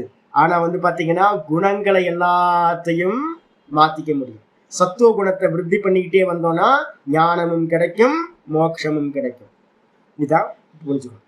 ஆச்சாரியர் பாத்தீங்கன்னா 43 சொல்ற, ஷௌரியம் தேஜோ திருதிர் தாக்ஷ்யம் யுத்தே சாப்யபலாயனம் தானம் ஈஸ்வர பாவஸ்ச க்ஷத்ர கர்ம ஸ்வபாவஜம். ஷௌரியம் தேஜோ திருதிர் தாக்ஷ்யம் யுத்தே சாப்யபலாயனம் தானம் ஈஸ்வர பாவஸ்ச க்ஷத்ர கர்ம ஸ்வபாவஜம். ஷௌரியம் வீரத்துக்கு பேரு சூரத்தன்மை. நம்ம சொல்றோம்ல, ரொம்ப சூறையாவன் அப்படின்றோம். அப்ப சௌரியம்ன்றதுக்கு அர்த்தம் சூரத்தன்மை. தேஜோ அப்படின்றதுக்கு அர்த்தம் பாத்தீங்கன்னா, நேற்று ஒரு ஷாப்புக்கு போயிருக்கேன். இந்த கோதாவரி பெல்ட்ல இருந்து நிறைய ஆந்திரா பீப்புள் சொல்லுவாங்க. பாத்தீங்கன்னா எல்லாம் சத்திரிய வம்சம். இங்க நிறைய பேர் இருப்பாங்க. என்ன ஹைட் தெரியுங்களா? ஒரு அம்மா நின்னாங்க. அவங்க வயசு பாத்தீங்கன்னா 60 வயசு இருக்க முடியாது. பார்த்தா இப்படிதான் பார்க்க வேண்டியது. என் பக்கத்துல நின்னாங்க. நான் சின்ன குழந்தை மாதிரி இருந்தேன். பார்த்தா என்ன ஹைட்டு, என்ன வெயிட், யுத்தம் பண்றதுக்கான பாடி அந்த அம்மாவோட பாடி. பாத்தீங்க அப்படின்னா, நான் தூரத்துல இருந்து பார்க்கும்போது அந்த ஷாப்புக்குள்ள நுழையத்துக்கு முன்னாடியே அவங்க மட்டும் தனியா பாத்தீங்கன்னா தெரியுறாங்க. ஒரு தேஜஸ் பாத்தீங்கன்னா இருக்கு. நான் எடுத்தோன்னா அவங்க தான், மற்றவங்களாம் என் கண்ணுக்கு தெரியல. ஏன் அப்படின்னு கேட்டீங்கன்னா, க்ஷத்திரியர்கள்ட்ட ஒரு பிரகாசம் இருக்கு. அந்த தேஜஸ் நீங்க பாத்தீங்கன்னா இந்த பொலிட்டீஷியன் எல்லாம் பாத்தீங்க அப்படின்னா ஒரு தேஜஸ் இருக்கும், அட்ராக்ட் பண்றது. அந்த க்ஷத்திரியரா இருந்தாங்க அப்படின்னா அவங்கள்ட்ட இருக்கக்கூடியது பாத்தீங்கன்னா அந்த பிரகாசத்துக்கு பேரு தேஜஸ் அப்படின்னு பேரு. சூரத்தன்மை இருக்கும், கூட பாத்தீங்கன்னா தேஜஸ் இருக்கணும், கூட பாத்தீங்கன்னா திருத்தினா என்ன சுவாமி அர்த்தம்? தாங்கி நிக்கிறது. எந்த காரியத்தை எடுத்தாலும் ஒரு க்ஷத்திரியத்தன்மை நம்ம அடாப்ட் பண்ணணும். ஒரு காரியத்தை எடுத்தா என்ன லாபம் நஷ்டம் இருந்தாலும் அதை முடிக்கணும் அப்படின்ற திடத்தன்மை நிக்கணும். அதுக்கு பேரு திருத்தின்னு பேர். கூட பாத்தீங்கன்னா தாக்ஷ்யம். தாக்ஷ்யம்னா என்ன அர்த்தம்? ஒரு காரியத்தை செஞ்சு முடிக்கிறதுல இருக்கிற சாமர்த்தியத்துக்கு பேரு தாக்ஷ்யம்னு பேரு, சாமர்த்தியம். கூட பாத்தீங்கன்னா யுத்தேச்ச அப்பிய பலாயனம். என்ன அப்படின்னு கேட்டீங்கன்னா, யுத்தத்துல பாத்தீங்கன்னா திரும்பி போகாமை. ஒரு சண்டைன்னு செத்தாலும் பரவாயில்ல, யுத்தத்துல இருந்து நான் ரிட்டர்ன் வரமாட்டேன், புறமுதுகிட்டு பயந்து ஓடி போக மாட்டேன் அப்படின்ற தைரியம். அதுக்கு பேர் பாத்தீங்கன்னா யுத்தேச்ச அபி அபலாயனம் அப்படின்னு பேர். கூட பாத்தீங்கன்னா க்ஷத்திரியன்ட்ட என்ன இயல்பா இருக்கும்? தானம். யாரு கேட்டாலும் கொடுத்துக்கிட்டே இருக்கிற தானத்தன்மை. ஈஸ்வர பாவஸ்ச கமாண்டிங் பவர், எல்லாத்தையும் லீட் பண்ற தன்மை பாத்தீங்கன்னா க்ஷத்திரியர்கள்ட்ட இருக்கும். இது எல்லாம் பாத்தீங்கன்னா க்ஷத்திர கர்ம சுபாவஜம். க்ஷத்திரிய அப்பா அம்மாட்ட பிறந்த ஒருத்தனுக்கு இயல்பாகவே இந்த குணங்கள் இருக்கும் சொல்லியாச்சு. அப்புறம் தமோ குணம் என்ன சுவாமி? வைசியர்களை பத்தி சொல்லணுமே. வைசியர்கள் சூத்திரர்கள் ரெண்டு பேர்த்தையும் பாத்தீங்கன்னா ஒரே கேட்டகரியில வச்சிருக்கு. ஏன் சுவாமி அப்படின்னு கேட்டீங்கன்னா, பிராமணர்கள்ட்ட பாத்தீங்கன்னா சத்துவகுண பிரதானம், கூட உபசர்ஜனம் சொல்லுவோம். செகண்டா இருக்கிறது ரஜோகுணம் இருக்கும், தமோ குணம் ரொம்ப கம்மியா இருக்கும். இப்போ ஒரு 50% சத்துவ குணம் இருந்துச்சு அப்படின்னா பிராமணர்கள்ட்ட, ஒரு 25-35% பாத்தீங்கன்னா ரஜோகுணம் வச்சுங்க, 15% தான் பாத்தீங்கன்னா தமோ குணம் இருக்கும். இந்த வேரியேஷன். இந்த வேரியேஷன்ல அதே சத்திரியர்களுக்கு பாத்தீங்கன்னா 50% பாத்தீங்கன்னா ரஜோகுணம், 35% பாத்தீங்கன்னா சத்துவ குணம், கூட பாத்தீங்கன்னா 15% தமோ குணம். அப்ப சத்துவ குணம் ரெண்டு பேர்த்தையும் பிரதானம் இருக்கு. இவன்ட்ட பிராமணன்ட்ட 50% இருந்தா க்ஷத்திரியன்ட்ட 35% சத்துவ குணம் வந்துடும். இதே பாத்தீங்கன்னா வைசியர்கள்ட்ட என்ன, வைசியர்களுக்கும் சூத்திரர்களுக்கும் எதுனா ரஜோகுணமும் தமோ குணமும் தான் பிரதானமா இருக்கும். வைசியன்ட்ட பாத்தீங்கன்னா ரஜோகுணம் பாத்தீங்க அப்படின்னா 50% இருக்கும், தமோ குணம் பாத்தீங்கன்னா 35% தமோ குணம் இருக்கும், 15% தான் வந்து பாத்தீங்கன்னா சத்துவகுணம். அப்ப கம்மியாயிடுதா உங்களுக்கு? இதையே அப்படியே சூத்திரனுக்கு போட்டீங்க அப்படின்னா தமோ குணம் 50% ஆயிடும். 35% வந்து பாத்தீங்கன்னா ரஜோகுணம் வந்துடும். 15% தான் சத்துவகுணம். அப்ப அதனால இந்த ரஜோகுணம் தமோ குணம் ரெண்டும் சேர்ந்து இருக்கிறதுனால சூத்திரனையும் வைஷ்யனையும் ஒரு கேட்டகரியில பண்ணும். இங்க ஆச்சாரியார் ஒரு லைன் சொல்ற என்னன்னு பார்ப்போம். கிருஷி கௌரக்ஷ்ய வாணிஜ்யம் வைஷ்ய கர்ம ஸ்வபாவஜம் பரிச்சர்யாத்மகம் கர்ம சூத்ரஸ்யாபி ஸ்வபாவஜம் கிருஷிர் கௌரக்ஷ்ய வாணிஜ்யம் கிருஷி கௌரக்ஷ்ய வாணிஜ்யம் வைஷ்ய கர்ம ஸ்வபாவஜம் பரிச்சர்யாத்மகம் கர்ம சூத்ரஸ்யாபி யாபி ஸ்வபாவஜம். கிருஷி, கிருஷின்னா என்ன அர்த்தம்? விவசாயம். கௌரக்ஷ்யம் அப்படின்னா பசுமாடுகளை பாலனம் பண்றது, வளர்த்தல். இங்கெல்லாம் கோமுட்டி செட்டியார்னு சொல்லுவாங்களா? இங்க என்ன சொல்லுவாங்க? பேரெல்லாம் மறந்து போச்சு. இங்க இருக்க ஜாதி பேரெல்லாம் மறந்து போச்சு. கோமுட்டி செட்டியார்னு சொல்லுவாங்க. பசுமாடு வளர்க்குறவங்க நிறைய பேர் இங்க இருப்பாங்க. அப்புறம் யாதவர்கள், கோனார்கள் ஒரு பக்கம் இருக்காங்க. அப்புறம் யாதவர்கள்னே இருக்காங்க. இதெல்லாம் வந்து பாத்தீங்கன்னா நிறைய கேட்டகரி இருக்கு. அப்ப இவங்கெல்லாம் வந்து பாத்தீங்கன்னா கௌரக்ஷ்யம்னு பேரு. விவசாயம் பண்றது, பசுமாடுகளை வளர்த்தல், கூட வந்து பாத்தீங்கன்னா வாணிஜ்யம் அப்படின்னா வாணிபம் பண்றது, வியாபாரம் பண்றது, பிசினஸ் பண்றது. இதெல்லாம் வந்து பாத்தீங்கன்னா வைஷ்ய கர்ம ஸ்வபாவஜம். இதுலயே எத்தனை ஜாதி இருக்கு பாருங்களேன். நீங்க வந்து பாத்தீங்கன்னா ஒவ்வொன்றுத்துலயும் ஒவ்வொரு கேட்டகரி. விவசாயம் பண்றவன் ஒரு கேட்டகரியா இருப்பான், பசுமாடு வளர்க்குறவன் தனி கேட்டகரியா இருப்பான், பிசினஸ் பண்றவன் பனியா வந்து பாத்தீங்கன்னா தனியா இருப்பான். ஒவ்வொருத்தரும் தனித்தனி கேட்டகரியில இருப்பாங்க. அதுல ஏகப்பட்ட ஜாதிகள் ஒவ்வொரு பிரிவா வந்து ஆயிடுச்சு. ஆனா பொதுவா வந்து பாத்தீங்கன்னா இந்த 3 கர்மத்தையும் பண்றவங்க யாரு அப்படின்னா வைஷ்யர்கள். வைஷ்யர்களுக்கு என்ன வேணும் அப்படின்னு கேட்டா 50% ரஜோகுணம் இருக்கணும். ஆனா மோகம் இருக்குமா? ஆத்மாவை பத்தி இதை பத்திலாம் விசாரம் அதிகம் இருக்காது. ஒரு 35% வந்து பாத்தீங்கன்னா என்ன இருக்கும்? தமோ குணம் இருக்கும். நீங்க பாத்தீங்கன்னா தெரியும், வைஷ்யர்கள்ட்ட எல்லாம் வந்து ஒரு தமோ குணம் இருக்கும். அப்படியே விளக்கெண்ண தன்மை இருக்கும் கொஞ்சம். அதுக்கப்புறம் வந்து பாத்தீங்க அப்படின்னா 15% ஸ்பார்க் அடிக்கும். சில பேர்ட்ட வந்து 15% சத்துவகுணம் இருக்கும். இதே சூத்திரர்கள்ட்ட என்ன இருக்கும்? அப்படியே மாத்தி போட்டுருங்க. பரிச்சர்யாத்மகம் கர்ம. பரிச்சர்யாத்மகம் அப்படின்னா ஓன் டிசிஷன் மேக்கிங் பண்ண முடியாது. அப்ப பரிச்சர்யாத்மகம் அப்படின்னா ஸ்லேவா இருக்கிறது, வேலைக்காரங்களா இருக்கிறது. நீங்க லேபர் கேட்டகரி எவ்வளவு பேர் இருக்காங்க? இங்க லேபர் கேட்டகரி எவ்வளவு இருக்காங்கன்னு யோசிச்சு பார்த்தீங்க அப்படின்னா அவங்கதான் மெஜாரிட்டி பீப்புள். இந்த உலகம் ஏன் இவ்வளவு நல்லா நடந்துகிட்டு இருக்கு? புருஷ சூக்தத்துல வந்து பாத்தீங்கன்னா சொல்லுது, சூத்திரன் எங்க இருந்து வந்தான் அப்படின்னு கேட்டீங்கன்னா பாதத்திலிருந்து வந்து பாத்தீங்கன்னா சூத்திரன் உண்டானான. முட்டாள்கள் மூர்க்கர்களுக்கு தெரியவே மாட்டேங்குது. பாதம்னா ஐயோ கால்ல இருந்து வந்துட்டான் அப்படின்னு. கால் இல்லாம இருக்க முடியாதுப்பா. ஒரு ஆள் கால் இல்லாம இருக்க முடியாது. சுவாமியோட பாதங்கள்ன்றது வந்து பாத்தீங்கன்னா ரொம்ப சிரேஷ்டம். ஆமா, கிரியையை குறிக்கிறது ஆதாரம். இந்த உலகம் இயங்கிக்கிட்டு இருக்கு அப்படின்னா சூத்திரர்கள் இல்லைன்னா உங்களுக்கு என்ன ஆகாது? இயங்கவே இயங்காது. 4 நாள் நான் டெய்லி இப்ப போறேன் அப்படின்னா ஊரை கிளீன் பண்றவங்களுக்கு தான் நான் வந்து பாத்தீங்கன்னா டெய்லி போய் ஃபீடிங் பண்ணிக்கிட்டே இருக்கேன். ஏன் அப்படின்னு கேட்டீங்கன்னா உங்களுக்கு முக்கியமானது அவங்க இல்லை அப்படின்னா ஊர் நாடி போயிடும். சூத்திரர்கள் எடுத்துட்டீங்க அப்படின்னா, லேபர் கேட்டகரியை எடுத்துட்டீங்க அப்படின்னா யாராலையும் ஒன்றும் காரியம் பண்ண முடியாது. அப்ப முக்கியமானது பரிச்சரியாத்மகம். ஆமா, பிரிக்கிறோம். இல்ல அது காரணம் என்னன்னு கேட்டீங்கன்னா குணத்தின் அடிப்படையில நம்ம என்ன நினைச்சுக்கிட்டு இருக்கோம்? இந்த 3 குணங்கள்ல வந்து பாத்தீங்கன்னா நீங்க மோட்சத்துக்காகத்தான் சத்துவ குணத்தை அடாப்ட் பண்றோம். நம்ம கீழானதுன்னு பாக்குறதுக்காக இல்ல. நம்ம என்ன பண்ணிட்டோம்?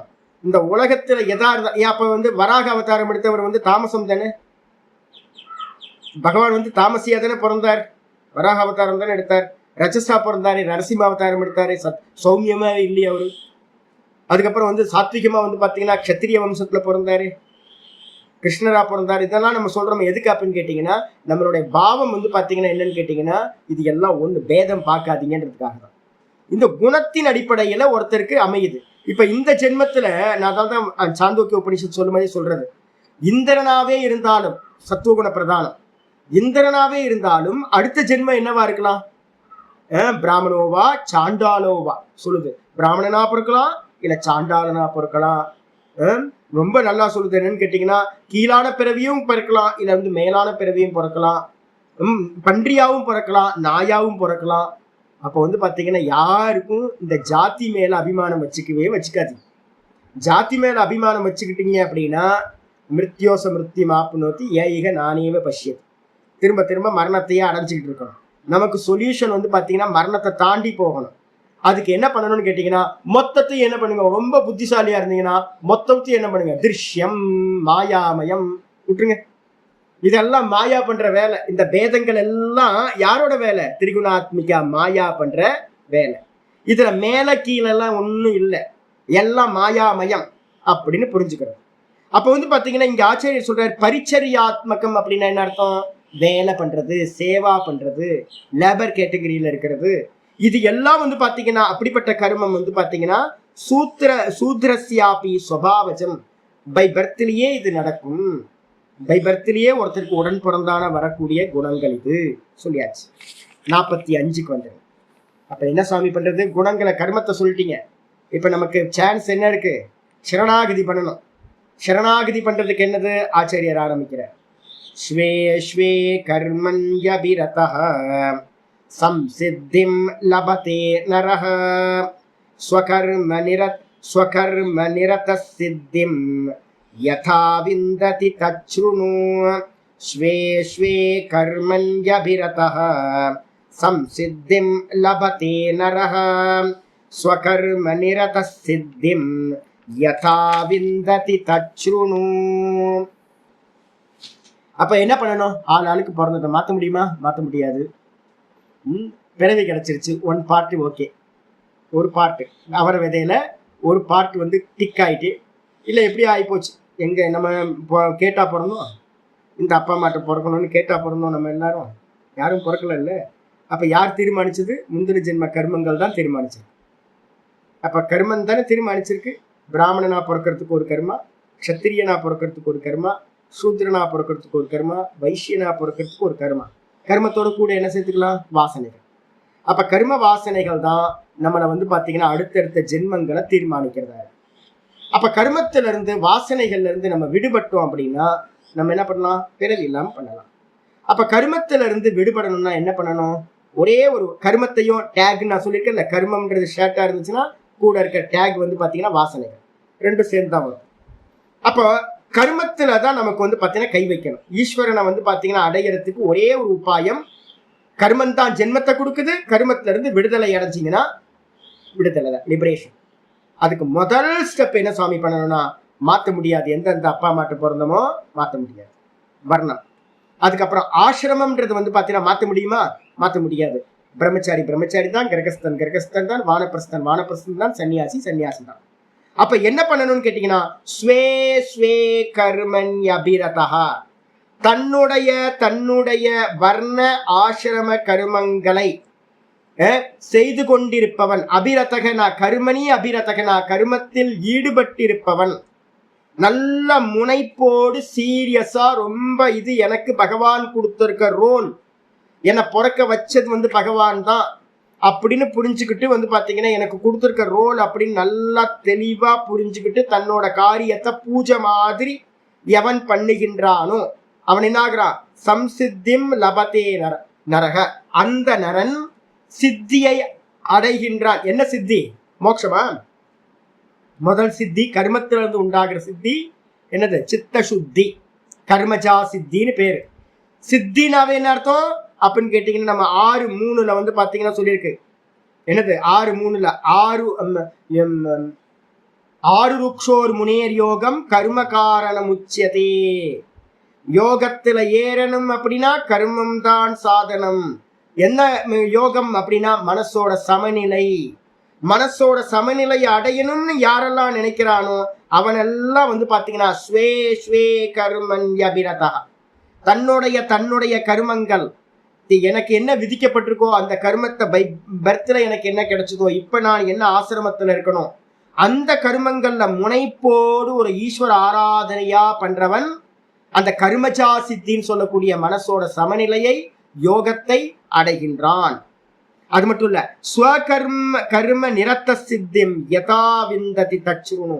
ஏ அர்ஜுனா, எப்படி வந்து பார்த்தீங்கன்னா தன்னுடைய கர்மத்திலேயே வந்து ஈடுபடுபவன் எப்படி சித்தியை அடைகின்றான் என்பதை என்னிடமிருந்து கேட்டுக்கொள்வாயாக. நான் சொல்றத கேளு. எப்படி சுவாமி கர்மத்தை பண்ணிக்கிட்டே இருந்தா சித்தி கிடைச்சிருமா சுவாமி அப்படின்னு கேட்டீங்கன்னா, ஆச்சாரியார் முக்கியமான ஸ்லோகம் 46வது ஸ்லோகம் வர, யத பிரவருத்திர் பூதானாம் ஏன சர்வமிதம் ததம் ஸ்வகர்மநாதமப்யர்ச்ய சித்திம் விந்ததி மானவஹ. யத பிரவருத்திர் பூதானாம் ஏன சர்வமிதம் ததம் ஸ்வகர்மநாதமப்யர்ச்ய சித்திம் விந்ததி மானவஹ. அற்புதமான ஸ்லோகம். இதுல வந்து பாத்தீங்க அப்படின்னா முக்கியமானது பிரம்மசூத்திரத்துல வந்து பாத்தீங்கன்னா இருக்கு, ஜென்மாத்யஸ்ய யதஹா. நான் நோட்ஸ்ல கொடுத்துருக்கேன்னு நினைக்கிறேன், முன்னாடியே சொல்லியிருக்கேன். ஜென்மாத்யஸ்ய யதஹ அப்படின்னு ஒரு பிரம்மசூத்திரம் இருக்கு. இந்த ஜகத்தினுடைய சிருஷ்டி ஸ்திதி லயம் எதிலிருந்து உண்டாயிற்றோ அதான் பிரம்மம். இந்த மொத்த ஜகத்தோட யதக பிரவிற்த்திர் பூதானா, இந்த மொத்த பூத்தங்களும் ஜீவராசிகளும் இந்த கிரியேஷனும் எந்த ஆத்மாவிடமிருந்து எந்த பரமாத்மாவிடமிருந்து உண்டாயிற்றோ, கூடவே ஏன சர்வமிதம் ததம் எந்த பரமாத்மாவினால் பிரம்ம தத்துவத்தினால் இந்த மொத்த ஜகத்தும் வந்து பாத்தீங்கன்னா வியாபிக்கப்பட்டிருக்கோ. டெய்லி நம்ம சொல்லிட்டு இருக்கோம்ல, எச்ச கிஞ்ச ஜெகத் சர்வம் திருஷ்யத்தே சூயத்தே பிவா அந்தர் பகிஷ்ட வியாபிய நாராயண ஸ்திதக. உள்ள வெளியிலன்னு எல்லாத்தையும் வியாபிச்சு இருக்கிறது அந்த பரபிரம்ம தத்துவம், நாராயண தத்துவம்.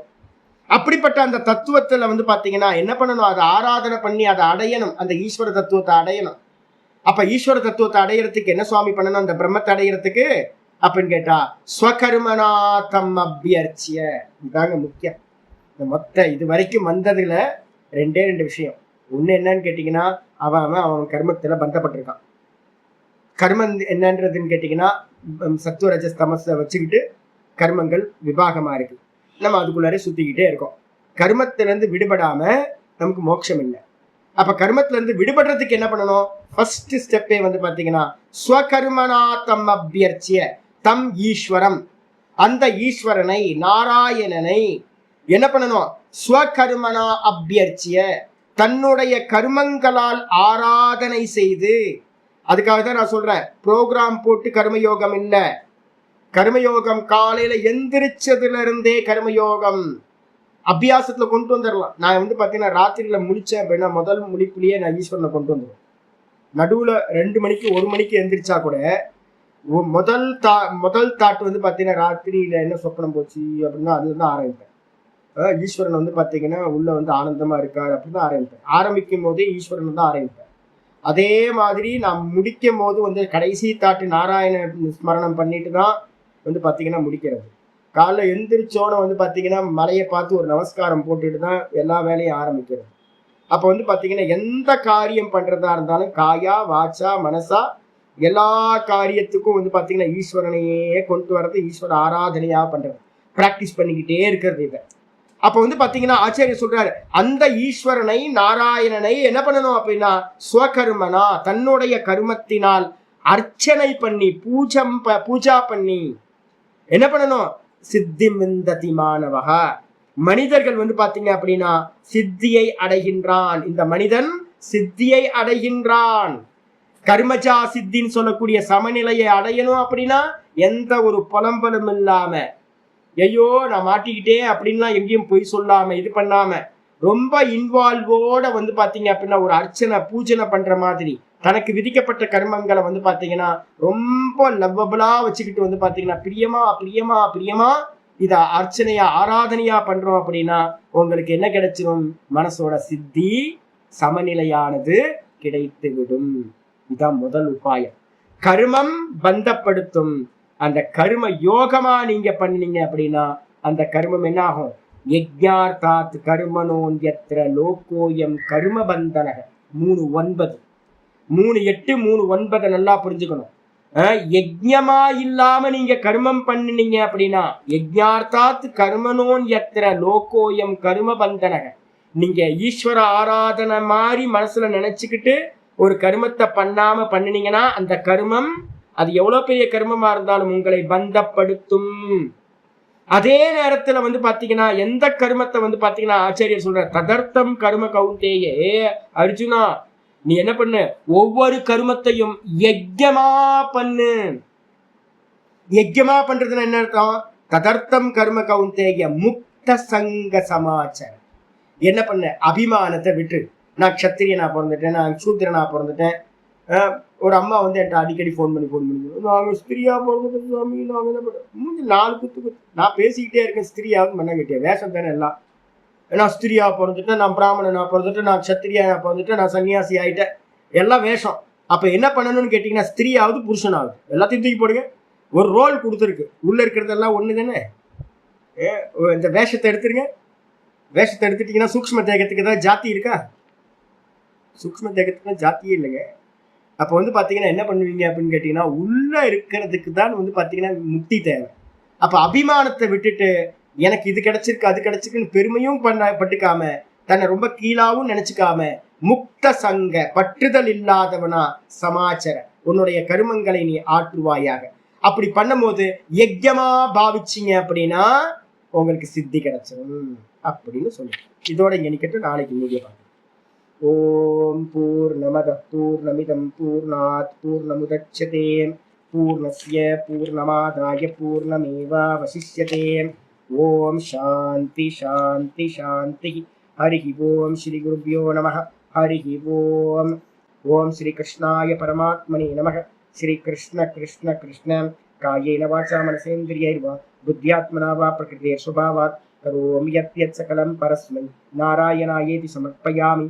ஓம் தத்சத் இது பரபிரம்மார்ப்பணமஸ்து. நாராயண நாராயண நாராயண. கண்ணப்ப நாயனாரை காட்டிலும் நந்தனாரை காட்டிலும் வந்து பார்த்தீங்கன்னா யாராவது உயர்ந்த பிராமணன் யாராவது வந்துருவாங்களா உலகத்துல? யார் இருக்கு? கோரா கும்பரை பார்த்தீங்கன்னா மண்பானை பண்ற ஆள். அவர்கிட்ட இருந்து அந்த பாவத்தெல்லாம் நம்மளால என்ன நினைச்சு கூட பார்க்க முடியாது அவங்களுக்கு. அப்போ வந்து பார்த்தீங்கன்னா இதெல்லாம் வந்து பார்த்தீங்கன்னா அவரை விதையோட ஒரு பார்ட்டை வச்சுக்கிட்டு எதையும் டிசைட் பண்ணக்கூடாது. அவரை விதையோட முக்கியமான பார்ட்டே உள்ள இருக்கிற சூக்ஷ்ம தேகம் தான். அப்போ சூக்ஷ்ம தேகத்தை தான் நம்ம என்ன பண்ணணும், மோட்சத்துக்கு தயார்படுத்தணும். வேல்யூஸ் எல்லாத்தையும் கொண்டு வரணும். வேல்யூஸ் எல்லாத்தையும் கொண்டு வரதுக்கு ஒரே ஒரு காரியம் பண்ணீங்கன்னா போதும். என்ன காரியம் பண்ணணும்? ஸ்வகர்மனா தம்மபியர்ச்ச சித்தி மிந்ததி மானவா. எல்லா கர்மத்தையும் ஈஸ்வரார்ப்பணம் ஈஸ்வரார்ப்பணம் ஈஸ்வரார்ப்பணம் பண்ணிட்டே வாங்க. மனசு சாந்தி ஆகிட்டே போகும். ரஜோ குணமும் தமோ குணமும் கம்மியாயிட்டே போகும். சத்துவ குணம் இன்க்ரீஸ் ஆகிட்டே போகும். ஒரு டைம்ல வந்து பார்த்தீங்கன்னா ஒரு நல்ல செயின்ட் மாதிரி ஆயிடும். சத்துவ குணம் மேலோங்கி வந்தோம். ஒரே காரியம் பண்ணுங்க. ஈஸ்வர பக்தினால என்ன பண்ணினாலும் ஈஸ்வரன் பார்த்துப்பார். ஈஸ்வரன் பார்த்துப்பார். என்ன கொடுத்தாலும் வந்து ஈஸ்வரன் கொடுக்குறார். ஈஸ்வரன் கொடுக்குறார்.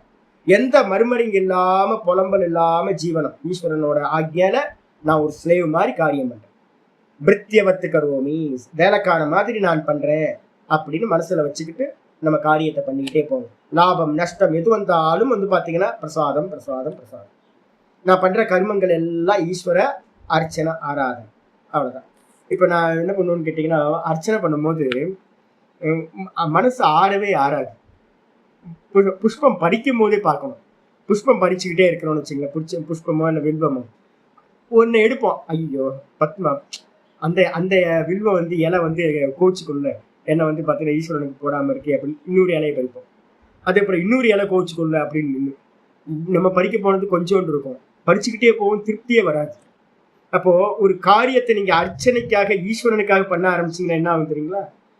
போயிட்டே இருக்கும் மொழியா அதுக்கு எண்டே இருக்கா. திருப்தியோட பண்ணிக்கிட்டே இருப்பீங்க, வெறுப்போட பண்ண மாட்டீங்க. இதே வந்து நீங்க வெறுப்போட பண்ணி ஆரம்பிச்சீங்கன்னா 10 பண்ற இடத்துல 1 பண்ணும்போது போதும் போதும் அப்படின்னு வந்துடும். மனசு வந்து ஒரு அலுப்பு வந்துடும். ஈஸ்வரனுக்குன்னு ஒரு ஆசை வந்துருச்சு அப்படின்னா திருப்தி வரவே வராது. இப்ப பாருங்களேன், இன்னும் ஒரு மணி நேரம் என்ன சொல்ல சொன்னீங்க அப்படின்னா சொல்லிக்கிட்டே இருப்பேன். என்ன அப்படின்னு கேட்டீங்கன்னா, ஈஸ்வரனுக்காகன்னு ஒரு கர்மத்தை பண்ண ஆரம்பிச்சிங்கன்னா திருப்தி வந்து பண்ணிக்கிட்டு இருக்கும் போதே திருப்தி கிடைச்சிக்கிட்டே இருக்கும். உங்களுக்கு போதுன்ற எண்ணம் வரவே வராது. ஆனந்தமா பண்ணிக்கிட்டே இருக்கலாம். இதே வந்து பாத்தீங்கன்னா வேற ஏதாவது எதிர்பார்ப்போட நம்ம பண்ணணும் அப்படின்னா ஈஸ்வரனுக்கு இல்லாம நமக்கு வந்து பாத்தீங்கன்னா ரொம்ப நேரம் பண்ண முடியாது. அலுப்பு வந்துடும். நமக்கு வந்து பார்த்தீங்கன்னா ஒரு வெறுப்பு வந்துடும், அலுப்பு வந்துடும், துக்கம் வந்துடும், எல்லாம் கிடைச்சிடும். மனசமாதானம் கிடைக்கவே கிடைக்காது. அப்ப எந்த காரியத்தை பண்ணாலும் ஈஸ்வர ஆராதனை மனசு வச்சு. ஹரி ஓம் ஹரி ஓம் ஹரி ஓம் ஹரி ஓம். கர்மஜா சித்தி கிடைக்காம ஞான சித்தி கிடைக்காது. கர்மஜா சித்தி கிடைச்சாதான் ஞான சித்தி கிடைக்கும், இல்லைன்னா வேற எதுவுமே இல்லை இந்த உலகத்துல. அதனால புரிஞ்சுக்கணும். நீங்க இதை ஸ்கிப் பண்ணிட்டு நம்ம மேல போலாம் அப்படின்னு ட்ரை பண்ணீங்கன்னா முடியவே முடியாது. ரெண்டே நிஷ்டை தான், ஒன்று கர்மயோக நிஷ்டா, இன்னொன்று ஞான யோக நிஷ்டா. அப்ப கர்மயோக நிஷ்டையை முடிச்சாதான் ஞான யோக நிஷ்டா நமக்கு கை கூடும். மனசுல வச்சுக்கணும்.